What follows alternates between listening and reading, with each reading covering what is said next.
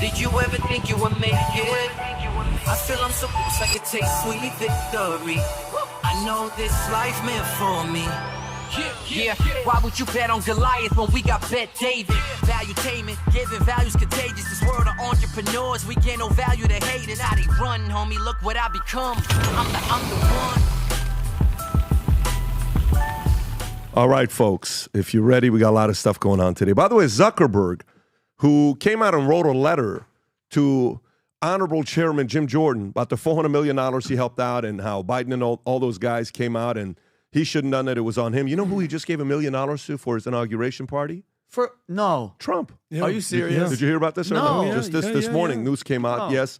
We got a few other things that's going on that's interesting. You got, for those in Jersey, you know how many people from Jersey told me they're actually concerned, like, what is going on with these drones? What is it? Is it Iran? Is it FBI? We're asking the FBI. They're like, we don't know what it is. How do you not know what it is, right? They know. Simultaneously, Chris Reid decides to step down before being fired, which is a pretty wise move for your resume, because when you write the book, you get to say what? I resign. Yeah, I walked away. Yeah, that's wise move 2-3 weeks away when you're saying something like that. Mel Gibson was at Mar-a-Lago, the new White House of the East Coast, hanging out, saying a few different words, and we'll play a couple of the clips when that happens. You'll see it here shortly. Trump's going to ring the New York Stock Exchange opening bell amid Time Person of the Year. I ask Mark Benioff, can we change it back to Man of the Year? I don't care if you do Woman of the Year or Man of the Year. What is this Person of the Year? Just doesn't sound right. By the way, Elon Musk, this poor guy, man, you just crossed $400 billion net worth. Yeah, 600 away from $1 trillion. I told you guys it'll take 2 to 4 years for him to be first trillionaire. He's at $400 billion. Right? Imagine how many $400 billion he just crossed. $400 billion ain't what it used to be. It's just not, though. It's not. But so, they say the Saudi royal family is actually the first trillionaire. Right. That's right. But the family is, not an individual. He said who? Saudi Aramco? Right. So 50, these are Adam's friends that we never meet. But 50 Cent trolls Jay-Z and Diddy with AI-generated arrest video after the child rape lawsuit. 50 also made comments about Luigi Magione. He made a comment saying, this is my kind of a guy. You won't understand it. I may do a documentary on him. And he came out in another clip yesterday that went viral, screaming at people. I don't know if you saw that or not. And what did he do? And we know exactly. We'll show the clip and we'll talk about it. Can't wait. The famous twin realtor brothers arrested amid sexual assault allegations, and the mugshot doesn't look good. It just doesn't look good. We'll talk about that as well. Few other things that's going on at the same time. Trump, new name for Justin Trudeau, is officially out there and it's going viral. He's calling Justin Trudeau Governor Trudeau. He wants Canada to be a state. Funny. And you heard and Justin Trudeau said something yesterday. What did he say? When he was talking about the woman president. I'll play the clip. All right, we'll he doesn't know what to do with himself. Goldman Sachs CEO David Solomon says Trump's very pro-growth agenda to boost deal making. That's good. Deal making can be translated into IPOs, raising money, a lot of different things, which is good. More than 75 Nobel laureates urged Senate to, ready, reject RFK Jr. We're trying to find out if these 75 are related to the 51 Secret Service intelligence agents that said there's nothing in that laptop. Yeah. Well, who knows? We'll find out. Border czar Tom Homan warns that opposing ICE is a result you don't want. Biden, Trump's tax and tariffs plans are a major mistake. U.S. Treasury turns frozen Russian assets into $20 billion loan for who? Ukraine. Wait till you see KJP talk about $50 billion. I thought she said instead of $20 billion, Rob, if I'm not mistaken. Did she say 50 yesterday instead of 20? I don't know why I thought I saw 50. But we'll show that. On top of that, 20 is going to Ukraine. Iran's getting another $10 billion in sanctions relief days after Trump's won election. What a noble thing for Biden to do, to give another $10 billion to Iran. And we got a bunch of stories on the UnitedHealthcare CEO. Phil Mickelson issues the golfer. Praise to Daniel Penny on Random Thoughts Twitter post. CNN panel goes off the rails after Scott Jennings calls Daniel Penny one of the good guys. Ron DeSantis invites Daniel Penny to Florida to get his life back. We'll talk about the drones. Joey Reid from MSNBC says conservatism itself justifies, ready, violence. They elected the Joker. She said, come on, give me a Well, so break. does looting, Joy. Yeah. So let's talk Joy about it. Les supports Reid. that. Her name is Supports Joy that. Les Reid. Trump is sending a message to supporters to use violence and commit crimes. And this is from MSNBC's Vance. We talked about Ray stepping down. There's an article here from SF Gate, San Francisco Gate. America's obsession with California failing. California failing. Trans pedophile, okay, flashes penis after being moved to women's prison. By the way, and this was Tom's choice. He wanted to react to the story. Yeah. We're going to go to Tom. Tom actually wanted to show you the video. We said no. You can't take a weapon into prison. Yeah, that's right. And, whatever it is. It's called a shiv. Yeah. CDC warning drug 100 times more potent than fentanyl is on the rise. Turkish cities offer refugees one-way tickets back to Syria.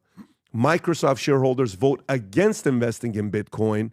This story, we have to cover this one. Judge rejects sale of Alex Jones InfoWars to opinion in dispute over bankruptcy action. Then we'll talk about Jamie Foxx. We'll talk about Caitlin Clark, which drives me insane that she did that. You know what? I was ready to go all in until this comment was made. I was going to buy a jersey. I'm actually not playing with you. No, I'm dead it. She still has skill set. Relax. No, she's nasty. Women are getting, and by the way, this is not a new product. Well, because I'm a transition to products, I don't want to confuse you. Yeah. This is not our product. Yeah, just to be clear. Like a disclaimer, so people are not going out there saying, I didn't see it on vtmerch.com.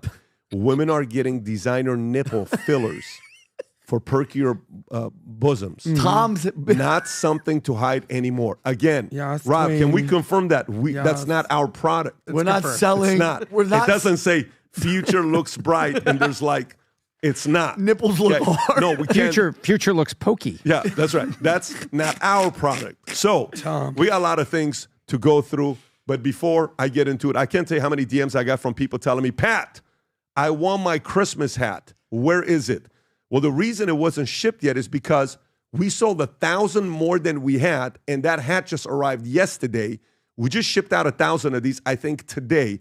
That's going out. And by the way, for those of you that want it that you didn't get it because it was gone, we got a few hundred more for you to get. And if you order before the 15th, you can gift this to a family pre-Christmas. Nice. And people are buying 5, 10, 15 of these at a time to gift somebody because it says Merry Christmas. It says Future Looks Bright, Valuetainment here, and Future Looks Bright here.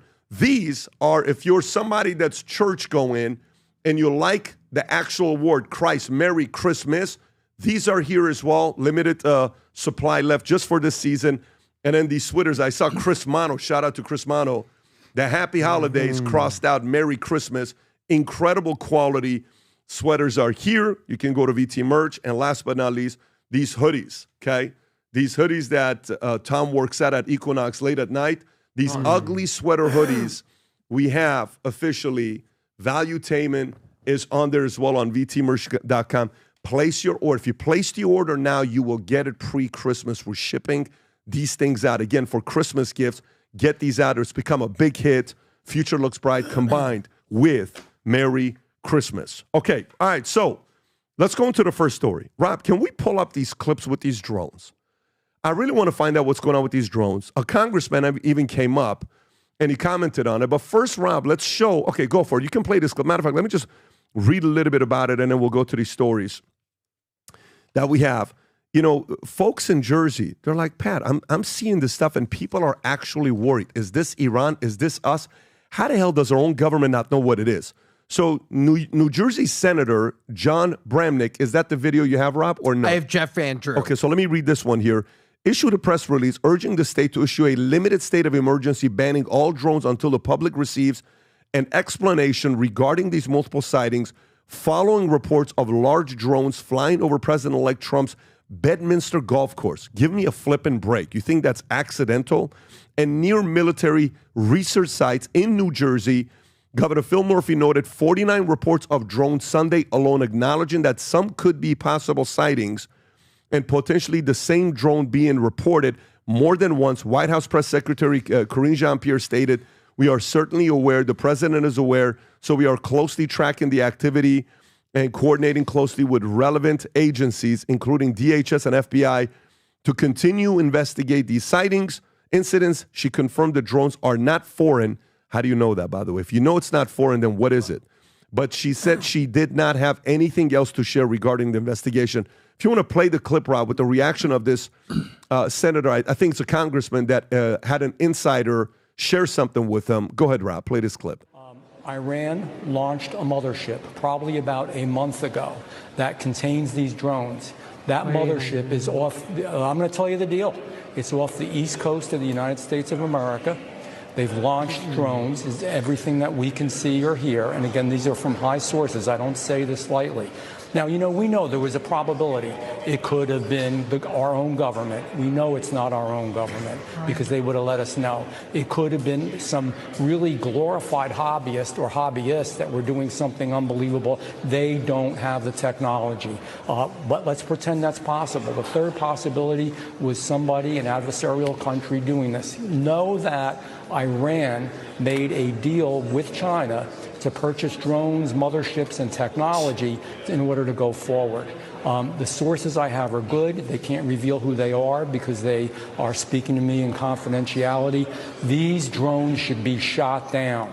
Whether it was some crazy hobbyist that we can't imagine or whether it is Iran, and I think it very possibly could be, they should be shot down. We are not getting the full deal, and the military is on alert with this. Vinny. Look, okay, so, and Rob's from Jersey. I'm pretty sure he's heard some stuff. I have some friends and I have some families on the East Coast. The fact that the FBI and the lady from the Pentagon went up there too, and they have no idea what the hell is going on. They're all lost. Here's a congressman that's involved with transportation and aviation. He sits on these committees, and he's saying that his people are saying that they know it's Iran and it's off of our coast, okay? My thing is, why the hell are they lying? Or if they're that incompetent, what is the FBI and our intelligence community doing all day? What if it doesn't have to do with Trump? I feel, Pat, in my heart of hearts, they don't give a shit. I guarantee you if one of these drones had a sticker of Trump's face, they'd shoot them all down and they'd put them in jail. It's just unbelievable. If you saw that video, Tommy, have you seen this one? It's Rob, play this clip. This is like, what would you do if you saw this in your neighborhood? This looks like Darth Vader's ship flying sideways, doesn't it? Look, and listen. That's not a plane. What the hell is that? It's wild.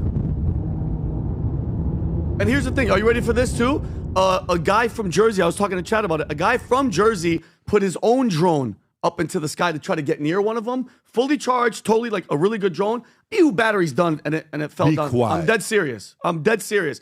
So it's either they think that we're stupid and we're not. Something's going on, and let's not pretend like this hasn't been going on. The spy balloons from China literally went from one side of our country to the other, and they're like, yeah, no, they're just weather balloons. Yeah. They're lying. And think about this: there's 39 days left to this election. If it's Iran, and I don't trust anybody that's in our government, who knows what the hell they're doing? We still have a bunch of dates. Iran is our enemy. Right? That's what the media is telling us. How can they let this happen? How could she sit up here? This is the Pentagon girl, and we don't know the information. What are we talking about? Well, the first thing, you brought up the balloon. Great point to bring up, because the balloon's floating on there. Our government knew about it. Biden didn't do it about it. And then finally, we shot one down, right? Yeah, finally. So, after it crossed over the whole country. Yeah, so it's like there's something going on where somebody is given a wink and letting it do it. The next thing is, if this is Iran, why are you why are you using your drones over New Jersey? Why wouldn't you be like over, Quantico or places that you want to check out? Or is this just a test? And if it is a test, why haven't we responded to it? Pat and I grew up in California, and there's these 4 cities: Lancaster, Barstow, Mojave, and California City. You know what they have in common?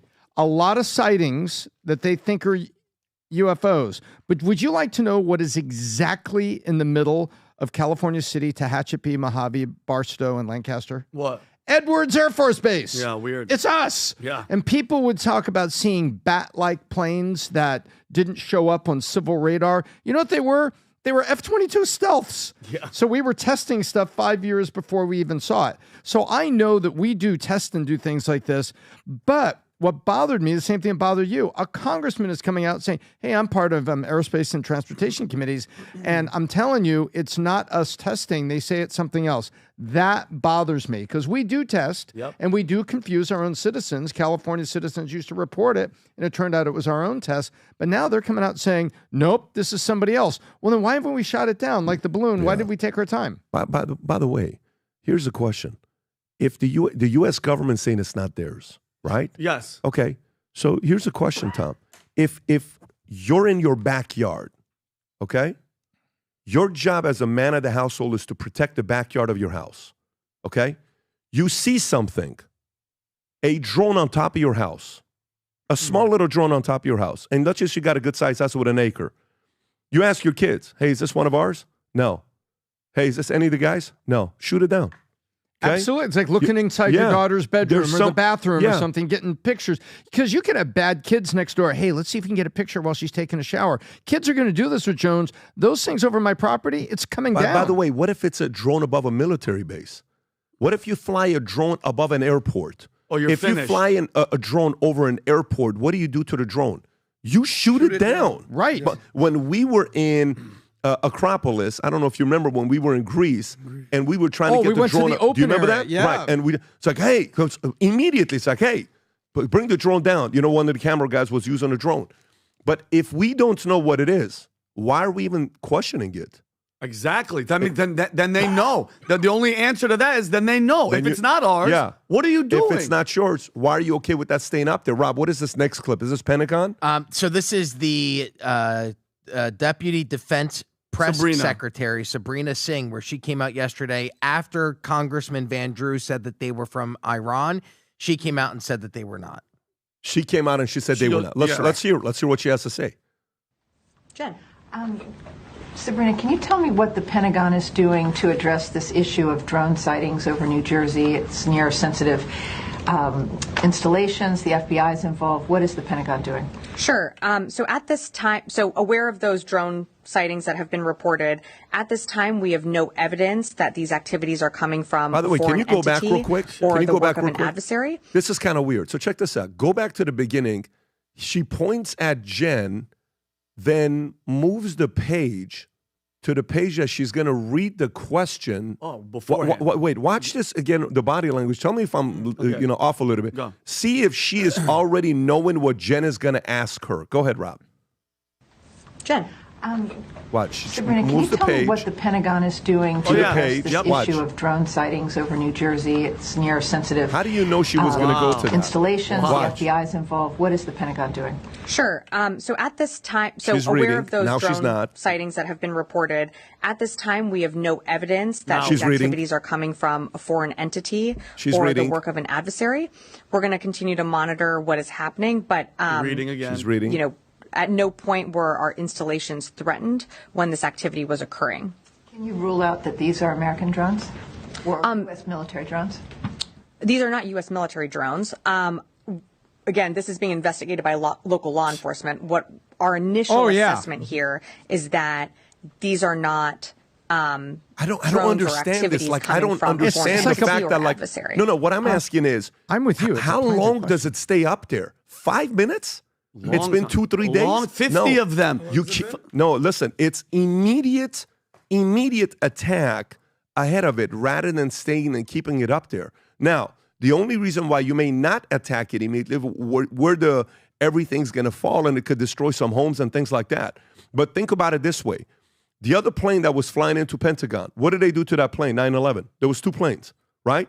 The one attack was the one was 9/11. The one that hit the Pentagon. The other one that was going where? One was in Colorado. The one to the White House. No, not Colorado. The one that went down in Pennsylvania. My bad.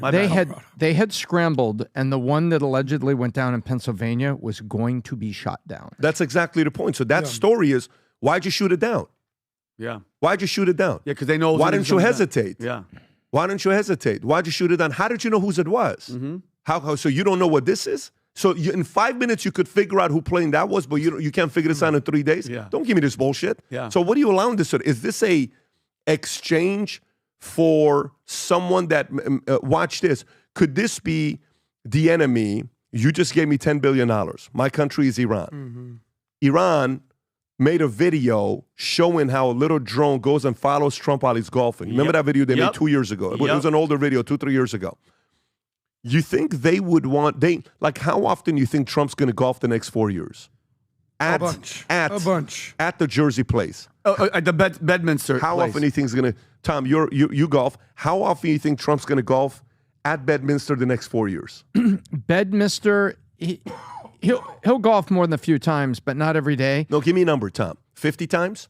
Over the next times? 4 years? Yes. I would say Way more than that. No. No. As a president, 30 to 40. I would say under 100 times, probably 25 times a year during the good That's weather. exactly what I'm saying. So let's just say 50 to 100 times. Correct. How valuable is that for me to send a drone to learn everything I can about that golf course above it? Like, are you dumb to think these drones could have gone anywhere?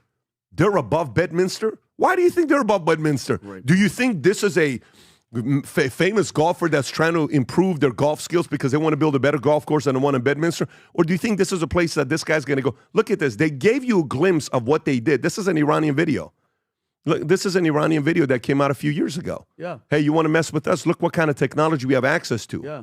We can get you. Go back a little bit, Rob, that shows the Mar-a-Lago clip, because that's what I wanted to show. Yeah, go back a little bit, the part that was above it.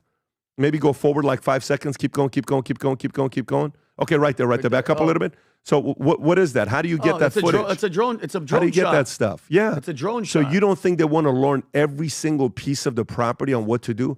I don't know, man. The fact that, this gets me to, the people that are questioning. Mm-hmm. When did Chris Reid resign? Yesterday. He stepped down. Yep. The former FBI. He's the head of FBI. Yeah. He steps down, okay?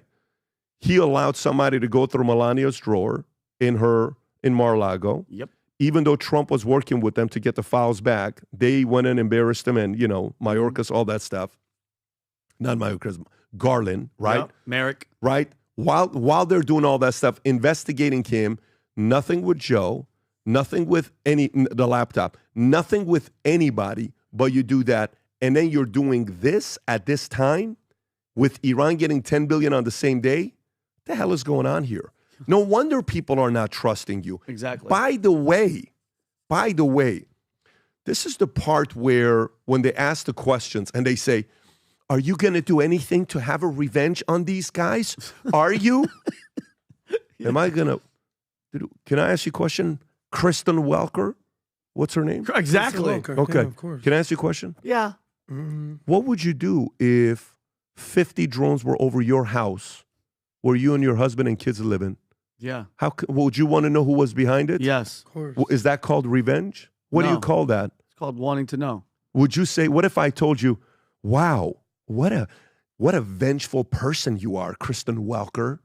Yeah. Why do you want to know why these drones are trying to see what you're doing?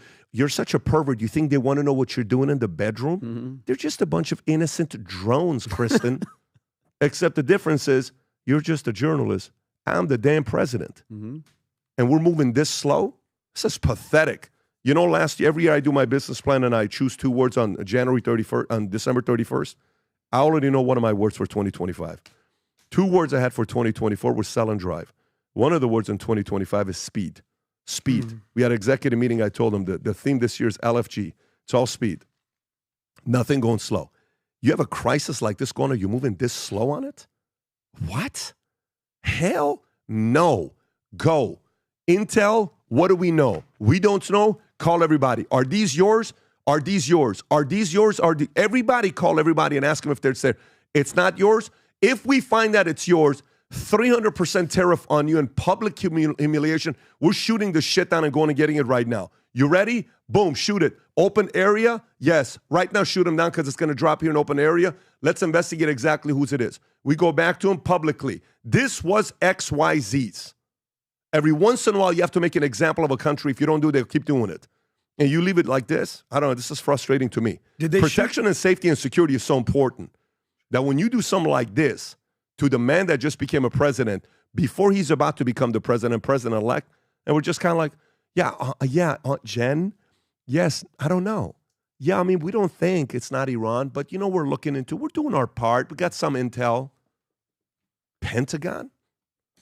Freaking no wonder you're missing so much money and everybody's $842 billion budget they can't account for the 6th year in a row. And I love that you said that, and I'm just really, really quick. I love that you said that. The fact that they're just letting this go makes people like me question every single thing that they do. By the way, she's that girl that was up there. She's the Karine Jean-Pierre for the Pentagon. She just goes up there and spits BS with zero answers, and there's no accountability to them. And God forbid, and I know, listen, we only have less than 40 days for Trump to come in. What about the 4 years that he's going to be in? If they're doing stuff like that, they're not going to stop. I've said this before. They are not going to stop going after this dude. And this is just, to me, this is showing me that just like, I just want to know. Yeah. All I want to know is we're the greatest country in the world.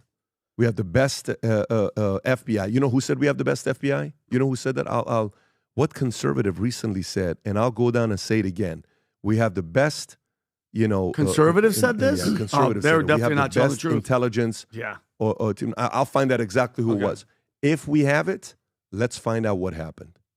If you can find a person missing $50 on their tax return, but you can't find out what the hell this drone is coming from, stop it. Adam, final thoughts, and we'll move on to the next story. I'll sum this thing up. So they didn't shoot any of the drones down. Is that what you're saying? Not at all. One guy tried. So you're going to have to give me a good reason why you would not shoot this down. Now, they're speculating that it's Iran. I don't know if it's Iran or if it's not, but let me make an argument. Iran. You know the show on TV, The Biggest Loser? You know how that Donald Trump just won Time Person of the Year, Man of the Year? The biggest loser of the year has been the Islamic Republic of Iran. And that's not just my opinion. It's according to, wait for it, Wall Street Journal. Iran suffers blow of historic proportions with Assad's fall. They said, quote unquote, the Islamic Republic thought that Hamas's October 7th attack would be a turning point in history. That's true, but in an entirely opposite direction for what it hoped for. So they've funded, we talk about in finance, ROI, return on investment. You talk about ITR, investment, time and return. Yeah. They've spent decades funding these militant jihadist groups, Hamas, Houthis, Hezbollah. Iran has. But we've given them the money to do it, right? Hold on, Vinny. I'm just saying. But Iran has funded these groups. And where are they all now? Hamas is destroyed. Hezbollah is basically decapitated. The Houthis have basically said, we no mas, like the Roberto Duran. So Iran is looking at themselves and they're like, what did we all do this for? We're an active terror state. Meanwhile, I'm not sure if you're following this. I'm sure you are, PBD. Apparently, Ayatollah Khamenei is not doing well. He's not doing well. But he's not been doing well for a couple months. Correct. Yeah. We saw the last president almost a year ago died in a helicopter accident. Yeah. The newest president is supposed to be a moderate. Let's see what's going on with that. You did an episode about the misery index in Iran, right? One of the highest misery indexes in the world. Their happiness, they have happiness levels of different countries. One of the most just unhappy, miserable countries in the world. The people of Iran are not the government of Iran. The people of Iran, the Persian people, are amazing people. I'm telling you. But the government is subjugating all its people, and they're terrorizing their own people, and their goal is to terrorize the world. So the GDP per capita, I think, per person in Iran is about $5,000 per person. Why do I bring all this up? So meanwhile, their people are suffering, their people are miserable, their entire investment of their entire terror regime has basically crumbled, and this is what they're trying to do, apparently. Fly drones it makes no sense to me, but it gives you a little reasoning as to what their methodology is. They are not there to help their people. They're here to just basically provide terror to the world. So this is what I just, Rob, I'm glad you posted this. Okay, so mystery drone spotted over New Jersey, Staten Island. So look at the locations it's going over. Arsenal Military Base, Trump International National Golf Club, Bedminster. Okay, New York, Burlington, all that area, right? That area's got a lot of information there. But Rob, do you know when was the first drone sighting that started in Jersey? Do you know when it happened? When was it? So, Rob, do me a favor. Go to Google and search the following. First sighting of New Jersey drones. You will be surprised by what comes up. And I hope I'm wrong. November 18th. The drones, which some residents say appear larger than hobbyist drones, those used for recreational purposes have been spotted almost every night flying over northeastern U.S. states since November 18th. 4 weeks. Almost 4 weeks. Guys, this is not just a few days. November 18th, and were initially sighted near Picketney Arsenal, a U.S. military base, research and manufacturing facility, since November 18th. What? You're telling me since November 18th, you've known about this, and can you open up that article, Rob, to see where it goes, Al Jazeera? So zoom in a little bit to see what else it's going to tell us about the dates. Go a little lower, Rob, if you could. Okay, perfect. Go a little lower, see if there's anything else to read, or is that it? Okay. So in about December 4th, cautioning residents of Florham Park Borough in Jersey about the drones. Chief of Police Joseph Orlando wrote, over the past 2 weeks, the drone sightings have been occurring nightly, beginning just after sunset and lasting well into the early morning hours. He described the appearance of the drones as nefarious in nature. Go a little lower. He also noted that the drones are flying above critical infrastructure such as water reservoirs, electric transmission lines, train stations, police departments, and military installations. On December 5th, Jersey Governor Phil Murphy wrote that on social. There is no known threat to the public at this time. Yesterday, I covered a briefing with Mallorca, senior officials, DHS, and members of congressional delegation to discuss. I don't know, man. Listen, November 18th, you own a property, you own an office. You see something that you typically don't see in your office. What do? How long does it take you to investigate what's going on? What if nobody does something about it? Do you just sit there and take it and that's it? I don't know about this. This is... By the way, last thing, PBD, do you think these occurrences, not New Jersey, in America, around the world, are going to happen more or less? Well, wait a minute. Listen, they're making laws about deep fakes. Yeah. If you take someone's daughter and you make deep fake porn, they want to make that a crime, right? Right. Okay. So this is the speed of crime. When we ran an insurance, I was talking to a lawyer yesterday. When we ran an insurance company, I'm still the CEO of the company. I had a meeting with them last week with a bunch of different things that's going on. Every insurance executive, CEO, big ones came in. We sat down. We had a 2-day meeting with them. One of the things you have no choice but to get very good at in insurance is compliance. Oh, yeah. And when we're in 50 states, including Puerto Rico, and I think we're the third or second largest in Puerto Rico, and we've licensed 60,000 agents in 50 states. You deal with every single department of insurance. You pay taxes in every one of those states. I don't know how many states we pay taxes in, Tom. Honestly, you know how my CPA would come. It's like, here's this much for this state, this much for that state, this much for this state. Every state we're paying taxes in that we have to. Pretty much, if we had to, we paid it. You'll learn about compliance. And what happens is you learn new ways that people commit a crime. So what's the old school way of crime in sales? You're a realtor, you do a loan 1003, the client forgets to sign one thing. What's the old school method of sales that people do? That you screw up and you lose your license. What is it? Shit, I don't want to go back 40 minutes to meet the client. Let me just do what? Forge the signature. You lose your license. Yes. You're a dummy. You know, it's another one. Oh, you know what? I'm a better salesperson than my wife. My wife's the broker. I don't have the license. I'll sell it. I'll go there. I'll fill out the paperwork. Then we would investigate and find that this guy out of Carolina who was selling to somebody while the wife wasn't there and the wife's the licensed one. We called every one of the clients that day. It took us one day to realize she doesn't sell. He sells. How long did it take us until we terminated this guy? 24 hours. Oh, yeah, listen, we made the decision immediately. But you know what happens? Then comes social media. Then comes Zoom. Then comes every time we have to accelerate the process of the threat and how people try to take advantage. You're supposed to move quickly. Right now with us in Valuetainment and BDC, we're going through it right now. You investigate quickly. Whoa, you're using that for this? Really? What? You were doing this? Interesting. Well, that's double down, but guess what? It's a crime. Here we go. We got to do what we got to do. If you want to go, you go through it. But you're telling me for something like this, they need to put a law. Where I'm going with this is if you think deep fake of a girl that she's not in it, but she's being used in porn should be a crime, which I agree. If you're going to do that, should be a crime. Guess what? What's the new crime that we want to put with drones? It needs to be a crime. It needs to be a crime. If it's either crime or you shoot it down. If it's not our drone and we don't know whose it is, no one's taking ownership, shoot the shit down. Don't sit on it since the 18th. How? By the way, if you're watching this, I'm curious whether you agree with me politically or not, because there's about 15% of you that watch this, that you watch it because you don't agree with us, which you have no idea how important you are, and I love it. You tell me, left, right, center, wherever you are. I want one person to tell me a good argument on why you're okay with the drones being up there and the U.S. government telling us they don't know what it is and we're not shooting those things down. Tell me one person, aside from safety reasons, which I agree with you on where it crashes, aside from safety reasons, give me one reason why those drones shouldn't be shut down. Why not? Do you have one? You don't have one. I don't have one. What the hell are we doing? What are we doing? And where? in an area that's the financial capital of the world, Bedminster president. What this is. Anyways, we got to go to the next story because this is really just very annoying. Security is your number one job as a man and a husband and a father.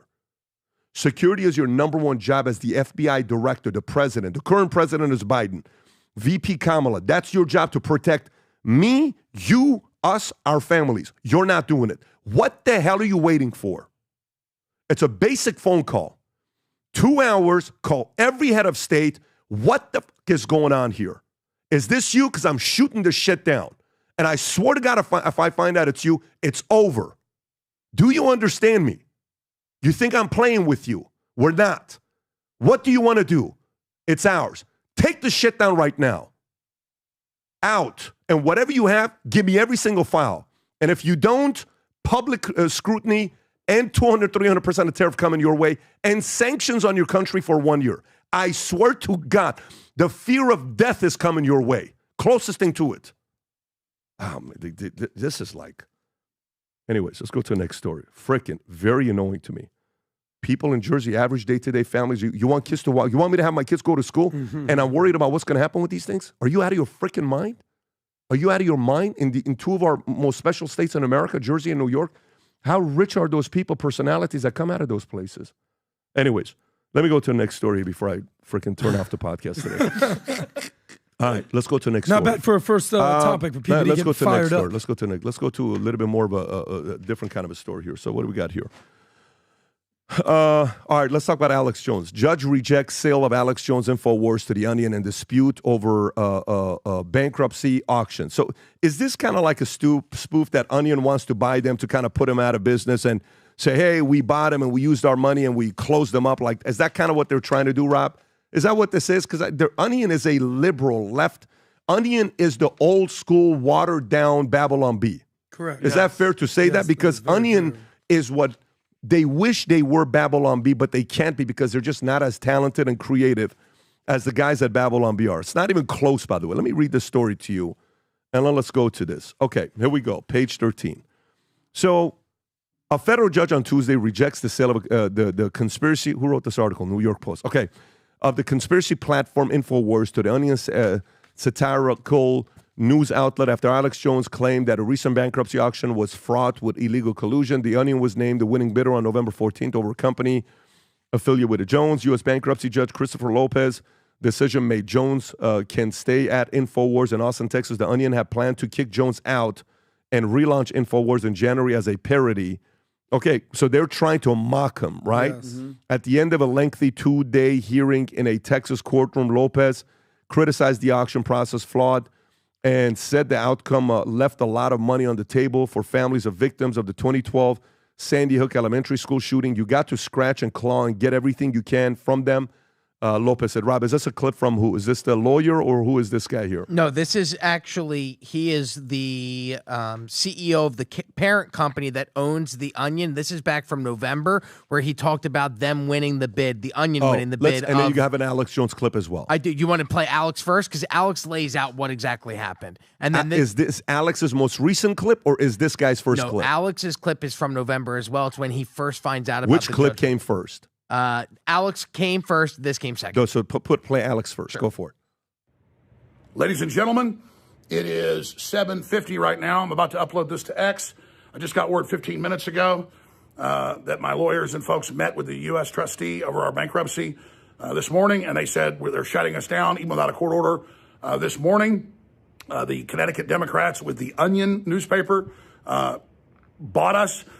They asked, did they outbid? They said, well, it was competitive. So they changed all the bidding rules, made it secret 2 days ago. I had a bad feeling. I told you that. And just like they tried to shut us down back in late May without a court order, they're supposed to have a court order. There's going to be injunctions filed. I'm about to go live out of Harrison's American Journal studio. I don't know what's going to happen, but I'm going to be here until they come in here and turn the lights off. I'm going to say, where's your court order? So this is all going down right now. They want to silence the American people. But we're not going to be silenced. Be sure and follow me at the Alex Jones Network at AJN Live on X right now. They're filed in court to take real Alex Jones away. That's totally unconstitutional. The judge already said no, so they filed in other courts. So the live feed going up by the time you see this at AJN Live and at real Alex Jones right now. Share this everywhere. This is a total attack on free speech. The deep state is completely out of control. The private security hasn't even been told all this yet. They tried to tell them last time the other U.S. trustee to shut us down on the court order. These folks said no. So this is all happening right now. This is the tyranny of the New World Order, desperate to silence the American people. The mandate of Trump against all the lawfare, they don't care. So the system still thinks it's in charge. I'm going live right now from what probably will be the last transmission from this building. God bless you all for your support. Please support our sponsors so we get funds to stay on the air at the Alex Jones Network, thealexjonestore.com. Take action. I need your support. All right, go to the other clip, Rob. And this is Ben Collins, the CEO of the parent company of The Onion, talking about why they wanted to own Alex Jones's InfoWars. Let's hear it. Here we are. We own The Onion owns InfoWars. Look, we're going to go after all of every facet of alternative media that is trying to get you addicted to stupid stuff. Sure. There is a whole world of podcasters and I did not know TikTok that. influencers. Okay, I'm glad I'm seeing this video. Have some really curious ideas of the world. And I also think that we're learning right now that their followings are just as big, if not bigger, than traditional celebrities. And they've gone unmocked. They got a free pass to this point. And we don't think that that's fair. You don't think that that's fair? That's the word. I'm sorry, Onion. Tom, can you do me a favor and pull up? Is there a way to track traffic going to the Onion versus Babylon Bee and measuring the two together for the last 3 years?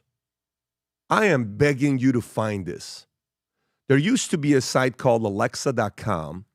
Can you please find the two together? I don't know the data, by the way, so I could be wrong, and Onion's been crushing it. But from what I see, I am willing to bet Babylon Bee's traffic versus the Onion, they're destroying the Onion. And Onion wishes they could be Babylon Bee. And you know what'd be funny with this entire part? This is who, by the way? This is who, Rob, the Jew just put in organic traffic, and this is on what website? It's ahrefs.com. Okay, and they showed up as what, 273? Can you do me a favor? Just copy paste the what do you call it? The link, and just open up a new window. So don't close it, so we can compare the two together, and put up a new window. And on this new window that you do, put Babylon Bee in there, and let's see what it's doing. The same way you just did it. I don't know what. Oh, it doesn't let you do two at a time. Let me try a different way. Give me 1 second. Yeah, I would be very curious to know, because this guy had a play where he wanted to publicly humiliate. He said conservative podcasters. What did he call them? He says these other traffic. So who is ahead, Rob? It says, right, according to this website, Babylon Bee is at 95.5 thousand, and The Onion is at 273,000. So Onion is still ahead. According to this website. Can you do me a favor, find out when did Babylon Bee start and when did The Onion start? When did Babylon Bee start? The Onion's been around for a decade. Babylon Bee started. Yeah, it was a newspaper. Babylon Bee started 8 years ago. Okay, when did Onion start? I think it started off as a college newspaper. Yeah, it was a newspaper. 1988. Yeah, 1988, Madison. 88, one of the more liberal cities in America, by the way. Right. That's where University of Wisconsin is. 88, 2016 is what? 28 years before Babylon Bee started, right? Now, Musk is a big fan of Babylon Bee. So these guys are buying InfoWars to try to humiliate, Alex. And by the way, is there the dollar amount, Rob, that we have in an article? Because I think the number when I asked you yesterday was like $1.75 million. Less than $2 million. And they're giving $700,000 to, what do you call it? To the Sandy Hook family. The family and all this other stuff. Can you go to that, Rob, real quick? $1.75 million in cash, and then part of that settlement was $750,000 that would go to the families of the Sandy Hook victims. So give or take $2.5 million to buy InfoWars. Correct. It's nothing. Elon has that in his pocket right now. Does the lawsuit come with it? I think that sticks with Alex personally, but I'd have to read the bankruptcy filing, because there's certain things you can't do to get out of trouble. So let's just say somebody wanted to buy InfoWars. But the company that wanted to buy them, they wanted to buy them minus the liability that comes with it, right? Meaning, I want to be held harmless of the lawsuit. I want to be held harmless of all the prior debt. Could you do that or no? Out of the bankruptcy, because are you buying it out of bankruptcy or no? You're buying it in a bankruptcy court, and depending on what it is, it's like when we were looking at buildings to buy. Sometimes if there's a construction debt, that's got to be paid by whoever buys the building, right? Because some construction guys worked on the building. Right. However, I do not know, but if you bought a building from a criminal and he's going to jail, his penalty goes with him. You don't have to pay that penalty, but you could go buy a building out of bankruptcy from the government. Make sense? Yeah, I got it. So it depends on how much of this is on Alex Jones by the government and how much of this is on InfoWars, because the only way, look, if they're trying to auction off InfoWars, the U.S. bankruptcy judge trying to force InfoWars to be auctioned off to make money to give to Sandy Hook, you're not going to be able to auction it off if you're stuck with, another, $10 million you owe Sandy Hook because you bought InfoWars. That's got to stay with Alex. So it'd be interesting to see how is the U.S. bankruptcy court assigning these. What do you mean? How do they assign it? How much is attached to InfoWars and how much is attached to the libel that was committed by Alex Jones, the citizen? Vinny, what are your thoughts on the story? I don't know. Because I was looking up while you guys were checking in who this guy, Ben Collins, was. He's from Massachusetts. He worked for NBC. No surprise there.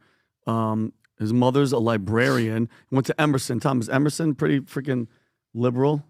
Completely. Okay, thank you. And I don't like. It's one of the small Northeast colleges. Like, I get it. Okay, listen. If it's up for sale and you want to get it, I don't like that smug, crappy attitude where it's like these conservative, like they're trying to get in there as if we're the ones spitting out this poison. It's these people. Those are the people that everybody's been talking crap about. Just like what Tim Walz's daughter. What was she saying yesterday? Tim Walz's daughter was saying that people that listen to Joe Rogan's podcast are red flags. Yeah, red and you got to stay away from us. And it's like, I'm just sick and tired. And it's just like we keep hearing these people and they're just not learning. They're not getting it. They're not getting the message that America wants to hear people like us. They want to hear people like Joe Rogan. They don't want to hear this. And listen, and apparently it's not going to happen. And I hope it doesn't. I think it's stupid. So walk me through what happened. In April 2024, Collins announced that the CEO of Global Tetrahedron, a company that has purchased Onion. So Onion was officially just sold 6 months ago. To who? Did you know that, Tom? I did not know that. Was bought by Global Tetrahedron. Can you see what they paid for it?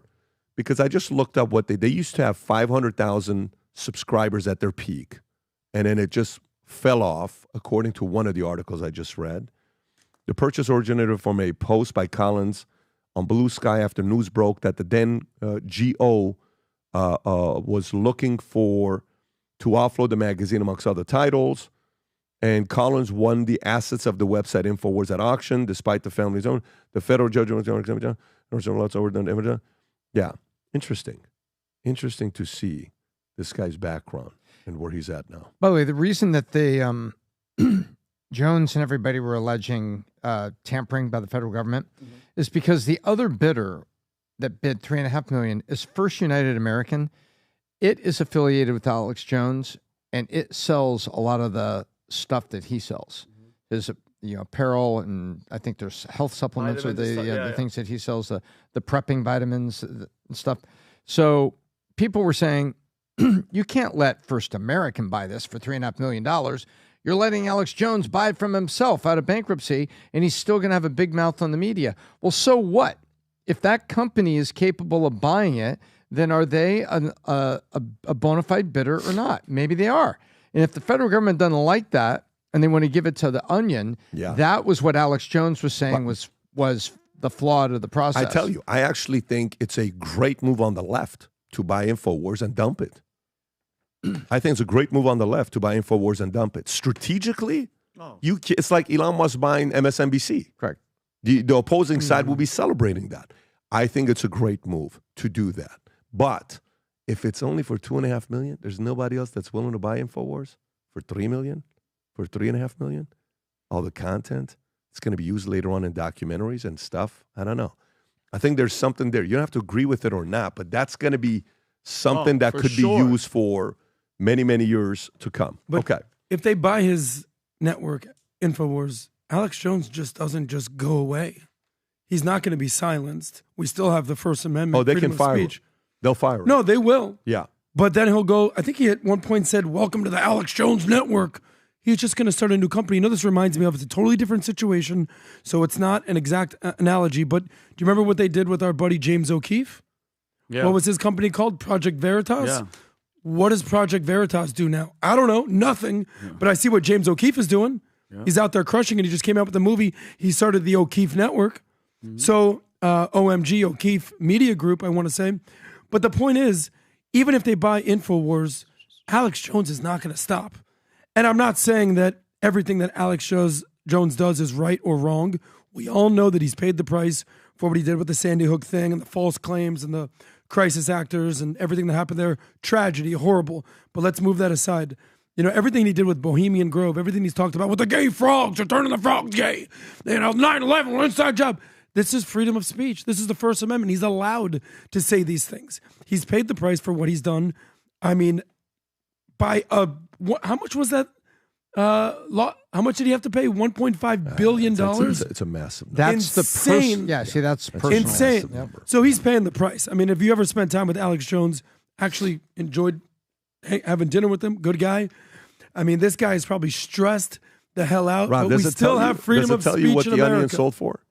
It didn't. It said that the financial terms of the deal were not publicly disclosed. If you type in the Onion top line revenue, do you know what it is? Top line revenue. I know at one point, Musk was interested in buying the Onion digital media publishing company with $21.8 million in top line revenue with 389 employees. It's not a big number. No, it's a small number since 1988. If that's the right number. Chicago, Illinois. Here, Rob, if you want to. Elon Musk can buy this stuff with the change in his pocket right now. Well, I mean, this is the part, if you want to show this, Rob. This is where I found the article from, rocketreach.co. No, just look at the link I just texted you. Because the rocketreach.co shows how big these guys are. And they're buying InfoWars. Interesting. All right. It's not really them buying InfoWars. It's who bought them is buying InfoWars. Yeah, zoom in a little bit. There it is. The Onion, $21.8 million in rev, 389 employees, 159 on Rocket Reach, founded in 1988. I don't know how accurate this number is, but those are the numbers that you got. Mm-hmm. So it's a small company since 1988 that's still doing 22 million a year that was bought out. And everything they've published about themselves has always been a joke. Like right here, the Onion now enjoys a daily readership of 4.3 trillion and has grown into the single most powerful and influential organization in human history. They used to write all kinds of stuff about themselves and about everybody else. You used to text me Onion stuff 15 years ago. Tom was a big fan of Onions. They changed in 16. Yeah, you notice I don't send anything. I don't read it. Yeah, and you don't like onions, so. No, I'm not. You actually hate onions. That is probably not the allowed. most All right, true let's go to the next story. statement Let's talk about UnitedHealthcare. So, Rob, do you have the clip of his outburst outside the Pennsylvania courthouse? If you have that, let me just read this while you're looking for it. So, you have it? Okay, let me just read this real quick. Luigi Magione, the man charged with the murder and the death of UnitedHealthcare CEO Brian Thompson, broke his day of silence with an outburst as he was escorted into a Pennsylvania courthouse where he challenged his arrest. It's completely out of touch and an insult to the intelligence of the American people and its lived experience. Magione shouted, prompting his detail of about 10 officers to hurry him inside. Dressed in orange jumpsuit, Magione appeared unfazed. He was seen whispering with his attorney, Thomas Dickey, great last name, glancing at reporters and mumbling to himself at the Blair County Court hearing around 2 p.m. Prosecutors say he has $8,000 in U.S. cash and $2,000 in foreign cash, masks, a passport on him, in addition to a ghost gun and a silencer resembling the weapon killed to kill Thompson when he was apprehended by police in Altoona on Monday. Go ahead, Rob. Down. Oh, back up. That's completely out of touch. And it's an insult to the intelligence of the American people and its lived experience. Complete insult to the intelligence of humankind. To the American people? Can you play it again on what he Rob. says? Did you catch what he said, Rob, or no? Insult to the Go a intelligence little of bit the back. American people. Yo, and why won't they? Why they won't let him say nothing? Like, he could talk. Oh, back up. That's completely out of touch. Out of touch. And it's an insult to the intelligence of the American people and its lived experience. Okay, it's really Insult three to things. the American intelligence of the American people and their lived experience. And their lived experience. Yes. Right.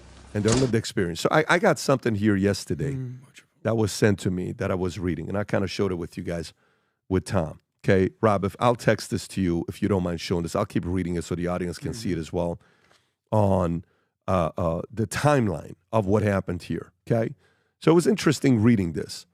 The story says, born into a wealthy family, attends a $40,000 a year private school, becomes valedictorian, earns a bachelor's and master's in computer science by 26, no criminal record, no behavior red flags, clean slate, sharp-dressed, photogenic, active on social media, vacations abroad, post-polished photos, looks like he's thriving, lands internship and builds a resume that screams success, spends free time exploring AI, mushrooms, and self-optimization trends, writes a Goodreads review on Ted K. Sprinkles and Safe Edgy, joins the professional world, follows the system scripts perfectly, no sign of instability, just another rising star in tech scene, disappears with friends for 3 months, then he kills the CEO.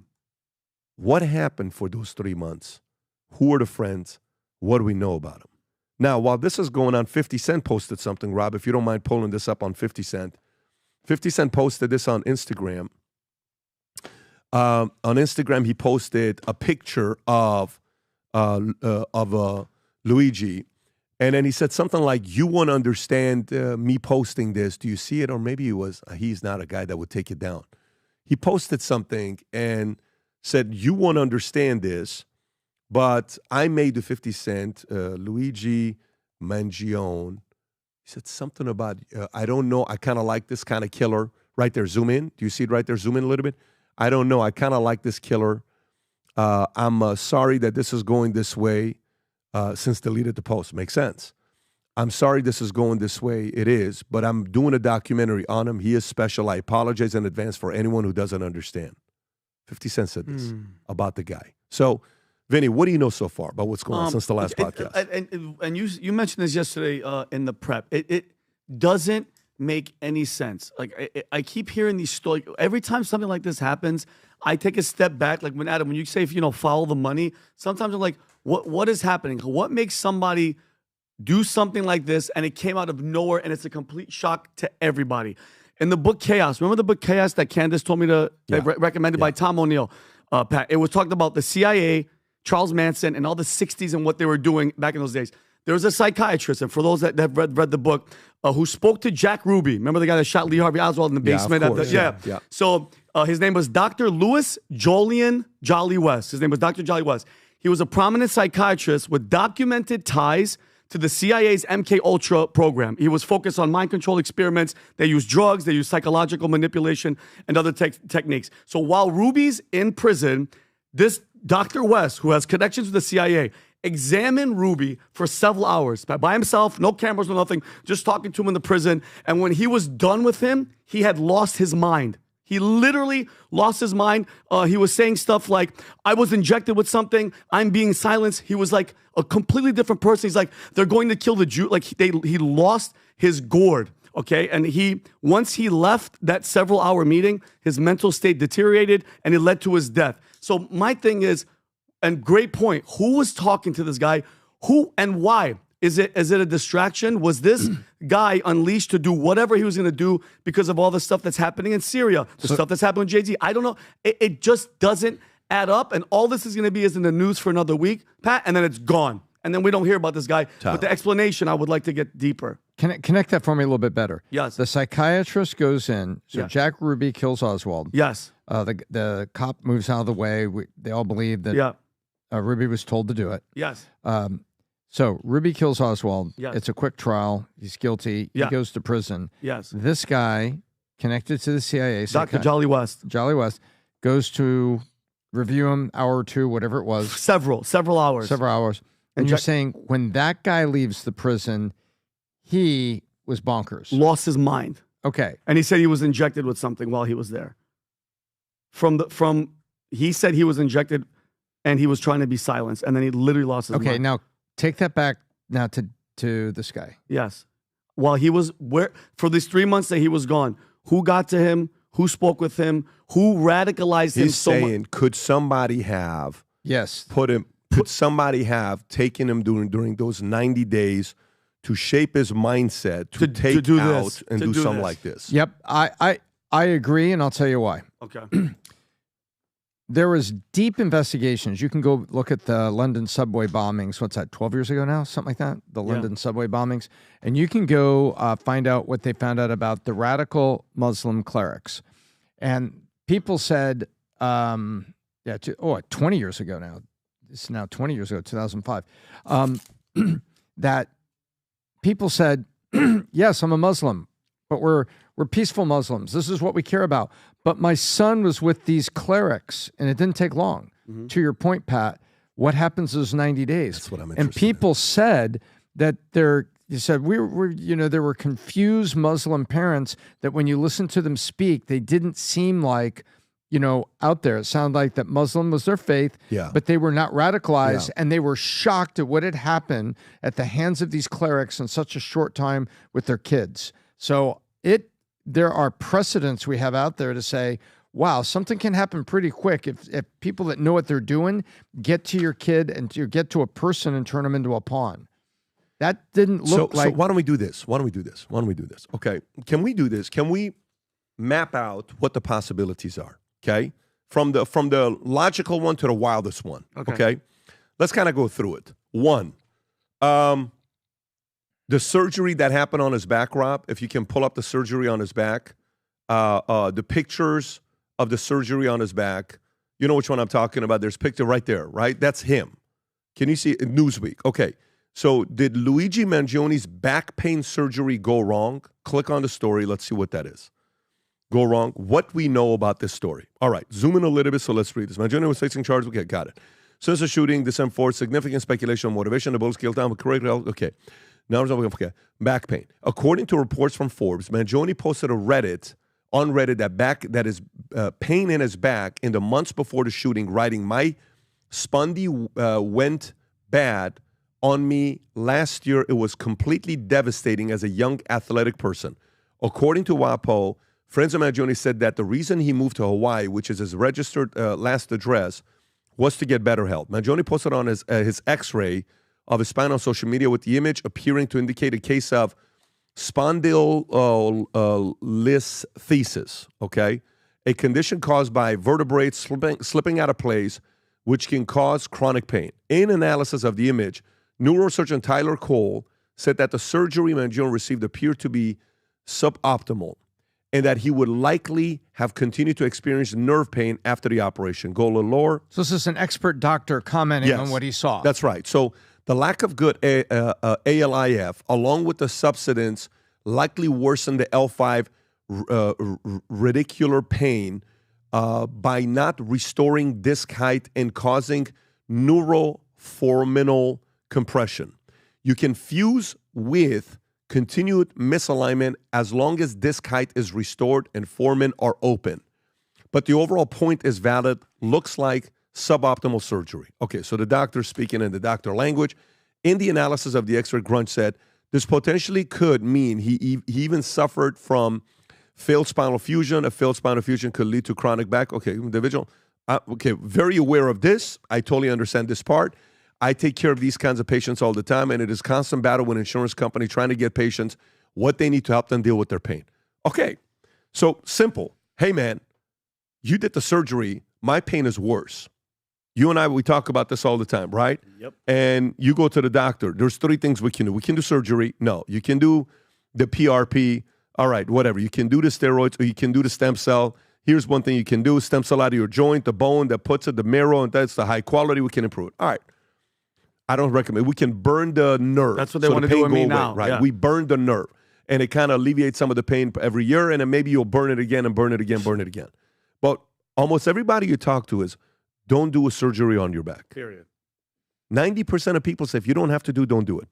All right. Is that a reason to kill somebody? Maybe. Let's set that aside. One, speculation. Two, go, 90 days, the story you said, they got to him, brainwashed him, whatever happened, prepared him to go out there and take him out. Yes. Okay. 3, bad friends, manipulation, hardcore, hating the government, hating insurance industry. Let's do something about it. Somebody told him, I will take this guy out. That's 4. 5, Brian Thompson is going to it. Somebody got this guy to go take him out because of whatever reasons that was going to happen. Okay. 6, Brian Thompson, who had the highest percentage of declines, 32%. 32%. Highest percentage of declines, 32%.